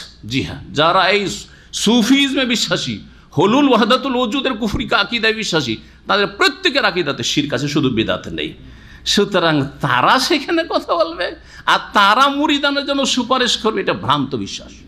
ওয়াকালা সাওয়াবা, দুনিয়াতে যারা লা ইলাহা ইল্লাল্লাহর বাস্তবায়ন করেছিল তারাই সেখানে আল্লাহর সাথে কথা বলতে পারবে। এই মর্মে আরও একটি হাদিস সহিহ বুখারীতে রয়েছে, ওয়ালা ইয়াতাকাল্লামু ইয়াওমাইযিন ইল্লা রাসূল, সেই দিন আল্লাহর সাথে হাসরের মাঠে রসুলগণ ছাড়া আর কেউ কথা বলতে পারবে না। তার রসুল ছাড়া কেউ কথা বলবে না। কোন সাহাবীর নাম আছে না হাদিসে যে সাহাবীর মধ্যে অমুক অমুক আল্লাহর সাথে সেই দিন কথা বলবে? আর কি করে এই পীরদের নাম সেখানে চলে আসে, আর এদের গায়ের জোরামি সেখানে চলে আসে যে জবরদস্তি সবকে উঠিয়ে নিয়ে জান্নাতে ঢুকিয়ে দিবে? উযবিল্লাহ। ওয়াকালা সাওয়াবা সম্পর্কে বলছেন ইমাম ইবনে কাসির রাহমাতুল্লাহ আলাইহি, এই হাক্কান, হক কথা, হক কথা বলে, অমিনাল হক, আর হক কথার অন্তর্ভুক্ত হচ্ছে লা ইলাহা ইল্লাল্লাহ। তাহলে একটা তাফসীর হচ্ছে যে কথাগুলি বলবে হাসর মাঠে আল্লাহর সাথে, সেটা হক কথা বলবে, ন্যায় সঙ্গত কথা বলবে, যেটা তার জন্য সাজি। দ্বিতীয় কথা হচ্ছে হকের অন্তর্ভুক্ত হচ্ছে লা ইলাহা ইল্লাল্লাহ, কামা কালা আবু সালেহ ও ইকরামা, প্রখ্যাত মুফাসসির তাবি ইকরামা আবু সালেহ, তারা তাফসীর করতে বলেছে ওয়াকালা সাওয়াবা, যারা লা ইলাহা ইল্লাল্লাহ সাক্ষ্য প্রদান করেছে, লা ইলাহা ইল্লাল্লাহর তৌহিদের বাস্তবায়ন করেছে, ইতিবাচক নেতিবাচক, তারাই আল্লাহর সাথে কথা বলতে পারবে। আর সহিহ বুখারী হাদিস কামা সাবাতা ফিস সহিহ ওয়ালা ইয়াতাকাল্লামু ইয়াওমাইযিন ইল্লা রাসূল, এটা সহিহ বুখারীতে হাদিস রয়েছে, লম্বা হাদিসের শাফাতে হাদিস রয়েছে, রাসূল ছাড়া সেই দিন কোনো মানুষ আল্লাহর সাথে কথা বলতে পারবে না। প্রশ্ন উঠে একটা, আপনারা প্রশ্ন হয়তো আপনাদের পরে জাগে কিনা সেজন্য আমি জাগিয়ে দিই। আর একটি হাদিস আছে, এমন কোনো মানুষ নেই যার সাথে আল্লাহ হাসর মাঠে কথা বলবেন না, আছে না নেই? মা মিনকুম মিন আহাদিন ইল্লা সায়ুকাল্লিমুহু রাব্বুহু ওয়া লাইসা বাইনাহু ওয়া বাইনাহু হিজাব, এমন কোনো মানুষ নেই, মুসলিম আর অমুসলিম, কাফের আর মুমিন, সৎ আর অসৎ, সবার সাথে আল্লাহ কথা বলবেন। কোনো আড় থাকবে না, কোনো অনুবাদক দোভাষী থাকবে না যে তর্জমা করে দেবে, ট্রান্সলেটর থাকবে, কোনো মাঝখানে ভায়া থাকবে না, ডাইরেক্ট কথা বলবেন। কেমন কথা হইল? এখানে বলছে আল্লাহ কারোর সাথে কথা বলবেন না, আল্লাহর সাথে কেউ কথা বলার সাহস করবে না। আবার হাদিস আছে প্রত্যেকের সাথে আল্লাহ কথা বলবেন, সমন্বয় কি হবে? জি, কিয়ামতের বিভিন্ন স্তর রয়েছে আর বিভিন্ন সময়কাল রয়েছে। একটা সময় এমন হবে যখন হিসাব নেবেন একা একা, প্রত্যেককে আল্লাহ হাজির করবেন, তখন সবার সাথে আল্লাহ কথা বলবেন, এই তোর হিসাব দে, তোর যৌবনের হিসাব দে, তোর আয়ুর হিসাব দে, হ্যাঁ, তোর টাকা পয়সার হিসাব দে, কোথা থেকে উপার্জন কোথায় ব্যয় করেছিলি, আর তোর বিদ্যা বুদ্ধির হিসাব দে। ওইসব হবে না? হবে না? 5টা বিষয় সম্পর্কে যে হাদিসটা রয়েছে, হ্যাঁ, ওই সব তখন হিসাব নেই। আল্লাহ রাব্বুল ডাইরেক্ট, জি হ্যাঁ, তোমার হিসাব দাও, নামাজের হিসাব দাও, তোমার সিয়ামের রোজা রেখেছিল হিসাব দাও, তোমার এই রুজির হিসাব দাও, কোথা থেকে এই টাকা পয়সাগুলি এসেছিল, তোমার এই বাড়ি করেছিলে কোন টাকা দিয়ে হিসাব দাও। সাইয়ুকাল্লিমুহু রাব্বুহু, তখন আল্লাহ কথা বলবেন। জি, আর কথা বলবেন না যখন আল্লাহর কাছে দরখাস্ত করার জন্য চেষ্টা করে অপরাধীরা। জি হ্যাঁ, কোরআনে কারীমে রয়েছে, জাহান্নামে যাওয়ার পরে ওরা আল্লাহর সাথে কথা বলতে চাইবে, ইখসাউ ফিহা ওয়ালা তুকাল্লিমুন। আচ্ছা, কোরআনে কারীমে না, ইখসাউ ফিহা, জাহান্নামে লাঞ্ছিত হয়ে চলতে থাকো, লাঞ্ছিত হয়ে পড়ে থাকো জাহান্নামে, ওয়ালা তুকাল্লিমুন, কথা বলবে না, খবরদার। ওয়ালা তুকাল্লিমুন মানে আমার সাথে কথা বলবে না, নিষেধ কথা বলা। জি হ্যাঁ, তারপরে এই হিসাব নিকাশ যখন হয়ে যাবে আর কোনো কথা নেই আল্লাহ রাব্বুল আলামিনের সাথে, কেউ কথা বলা সাহস করবে না। সুপারিশ জন্য কথা বলতে যাবে, কারও কথা বলার অধিকার নাই সেখানে, এটা বোঝানো হয়েছে। যালিকাল ইয়াউমুল হক, এই হচ্ছে এমন দিন যেটা চিরসত্য। এই দিন আসবেই আসবে, কিয়ামতের দিন সত্য হক আসবেই, কেউ সন্দেহ করবেন না। যে সন্দিহান হবে সে মুসলিম নয়। ফামান শাআ আত্তাখাযা, শুধু বিশ্বাস করলেন আর আমল করলেন না, এটা চলবে? আর বিশ্বাস আছে কিয়ামতের দিন, হিসাব নিকাশ আর জান্নাত জাহান্নাম, তো কাজ তো করবে জান্নাতে যাওয়ার জন্য, জাহান্নাম থেকে বাঁচার জন্য আপনি কোনো মেহনত তো রাখবেন, আপনার কর্মসূচি তো থাকবে, ফরজ ওয়াজিব তো থাকবে, হারাম নাজায়েজ থেকে তো বাঁচবেন। ফামান শাআ আত্তাখাযা ইলা রাব্বিহি মাআবা, সুতরাং যে চাইবে তার মালিকের দিকে, প্রতিপালকের দিকে আশ্রয়স্থল বানিয়ে নিক, আল্লাহর কাছে ভালোভাবে কি করে পৌঁছিতে পারবে তার ব্যবস্থা করুক। ইন্না আনজারনাকুম আযাবান করিবা, নিশ্চয় আমি তোমাদেরকে আসন্ন শাস্তি হতে সতর্ক সাবধান করে দিয়েছি। আল্লাহ সাবধান করছেন। ইয়াউমা ইয়ানজুরুল মারউ মা কদ্দামাত ইয়াদা, সেই দিনকে স্মরণ করো যেই দিন প্রত্যেক মানুষ দেখবে নিজের কৃতকর্মের ফলাফল। মা কদ্দামাত ইয়াদা, তার 2 হাত কি অগ্রিম পাঠিয়েছে, দুনিয়ায় কি করে এসেছে সব চোখের সামনে দেখতে পাবে। যেমন সূরা কাহফের আয়াত রয়েছে, জি, মা লিহাযাল কিতাবি লা ইউগাদিরু সগীরাতান ওয়ালা কাবীরাতান ইল্লা আহসাহা। আমলনামা দেখবে, কর্মলিপি, আর দেখে বলবে জি এই আমলনামা কর্মলিপি আজব আজব, অবাক হবে। লা ইউগাদিরু সগীরাতান ওয়ালা কাবীরা, একদিন একটা ছোট কাজ করেছিলাম, ওইটাও ছাড়ে না, ওটাও লেখা আছে এখানে। একটা ছোট সামান্য একটা ভালো কাজ করেছে, ওইটাও লেখা আছে। ভালো কাজের ক্ষেত্রে অবাক হবে। আর গুনাহ, সামান্য একটা গুনাহ করেছে, ও কল্পনাও করেনি যে এটা গুনাহ। জি হ্যাঁ, ধারণা করেনি। আজকাল যেমন পাপের যুগে মহিলাদের ছবি দেখছে, কোনো ব্যাপারই না। ফেসবুকে মহিলা দেখছে, কোনো ব্যাপারই না। মহিলার খবর শুনছে, এটা ওর জন্য ওই এমন অভ্যাসে দাঁড়িয়েছে। সিরিয়াল কোনো ব্যাপার না। হ্যাঁ, লা ইউগাদিরু সগীরাতান ওয়ালা কাবীরা, ছোট বড় কিছুই ছাড়েনি এই কিতাবে, এই আমলনামাতে। ইল্লা আহসাহা, সব কিছু রেকর্ড করে রেখেছে। ওয়াজাদু মা আমেলু হাদিরা, আর যা করেছিল কর্ম দুনিয়াতে সব সেখানে হাজির, উপস্থিত পাবে সামনে। ওয়ালা ইয়াজলিমু রাব্বুকা আহাদা, রব তোমাদের উপর কখনো কোনো রকমের জুলম করবেন না। বলছেন আল্লাহ রাব্বুল আলামিন, সেই দিন প্রত্যেক মানুষ দেখবে যা অগ্রিম পাঠিয়েছে, মানে আমলনামা দেখতে পাবে সচক্ষেই। ওয়া ইয়াকুলুল কাফিরু, আর সেই দিন কাফের বলবে, ইয়া লাইতানি, হাই আফসোস, আক্ষেপ, কুনতু তুরাবা, যদি আমি মাটি হয়ে যেতাম বা মাটি হতাম। এই যে দুটো তর্জমা করলাম, দুটো তাফসীর করলাম, কে বুঝাইতে পারে? যদি আমি মাটি হয়ে যেতাম, কুনতু মানে সিরতো, কানা সারার অর্থে হয়। যারা ফেলে নাকেস আফালে নাকেসা বুঝেন আরবি গ্রামার, তাদের সুবিধা হয় বুঝতে।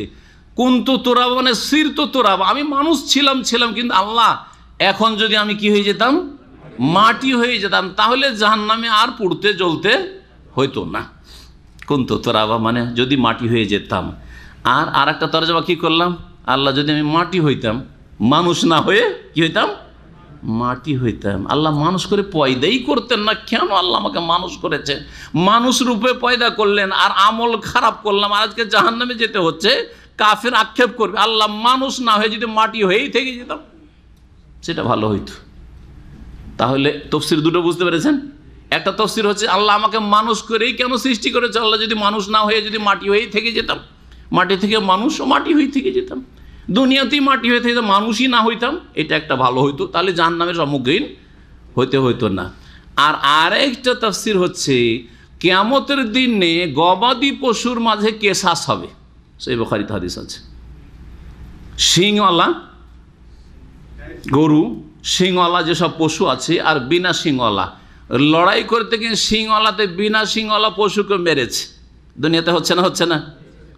জি হ্যাঁ, কিয়ামতের দিনে ওদের মাঝে কেসাস হবে। দুনিয়াতে যেই পশুর শিং ছিল না, ওরা আল্লাহ শিং করে দিবেন। আর তারপরে তোকে মেরেছে দুনিয়াতে, তুইও মারক। তোকে জখম করেছে, তোকে রক্তপাত করেছে, তুইও রক্তপাত কর। কেসাস হবে সেখানে হাশরের মাঠে। কেসাস হওয়ার পর এই কাফেরগুলো দেখবে, এই দৃশ্য কিন্তু তামাশা দেখবে। আর তারপরে যখন কেসাস হয়ে গেল, তারপর আল্লাহ বললেন কুনি তোরাবা, হে গরু, হে ছাগল, হে উট, হে উমুক তুমুক, কুনি তোরাবা, এখন তোমরা মাটি হয়ে যাও। তোমাদের কেসাস হয়ে গেছে, বদলা হয়ে গেছে, এখন তোমরা কি হয়ে যাও? মাটি হয়ে যাও। তখন কাফেররা বলবে যে আল্লাহ, আমরা মানুষ না হয়ে যদি এই গরু ছাগল হইতাম, তাহলে আজকে কি হয়ে যেতাম? মাটি হয়ে যেতাম। গরু ছাগল আর আকাঙ্ক্ষা করবে যে মানুষ না করে আল্লাহ দুনিয়াতে আমাদের গরু ছাগল করতে, মাটি হয়ে যেতাম। অথবা এখানে যেমন এদেরকে মাটি করে দিলে, ওই রকম যদি আমরাকেও মাটি হুকুম করে, এই জাহান্নামীরা, তোরা কার জাহান্নামে দেবো না, কুনি তোরা মাটি হয়ে যা, তাহলেও তো একটা বড় কাজ হইতো। বোঝা গেছে না?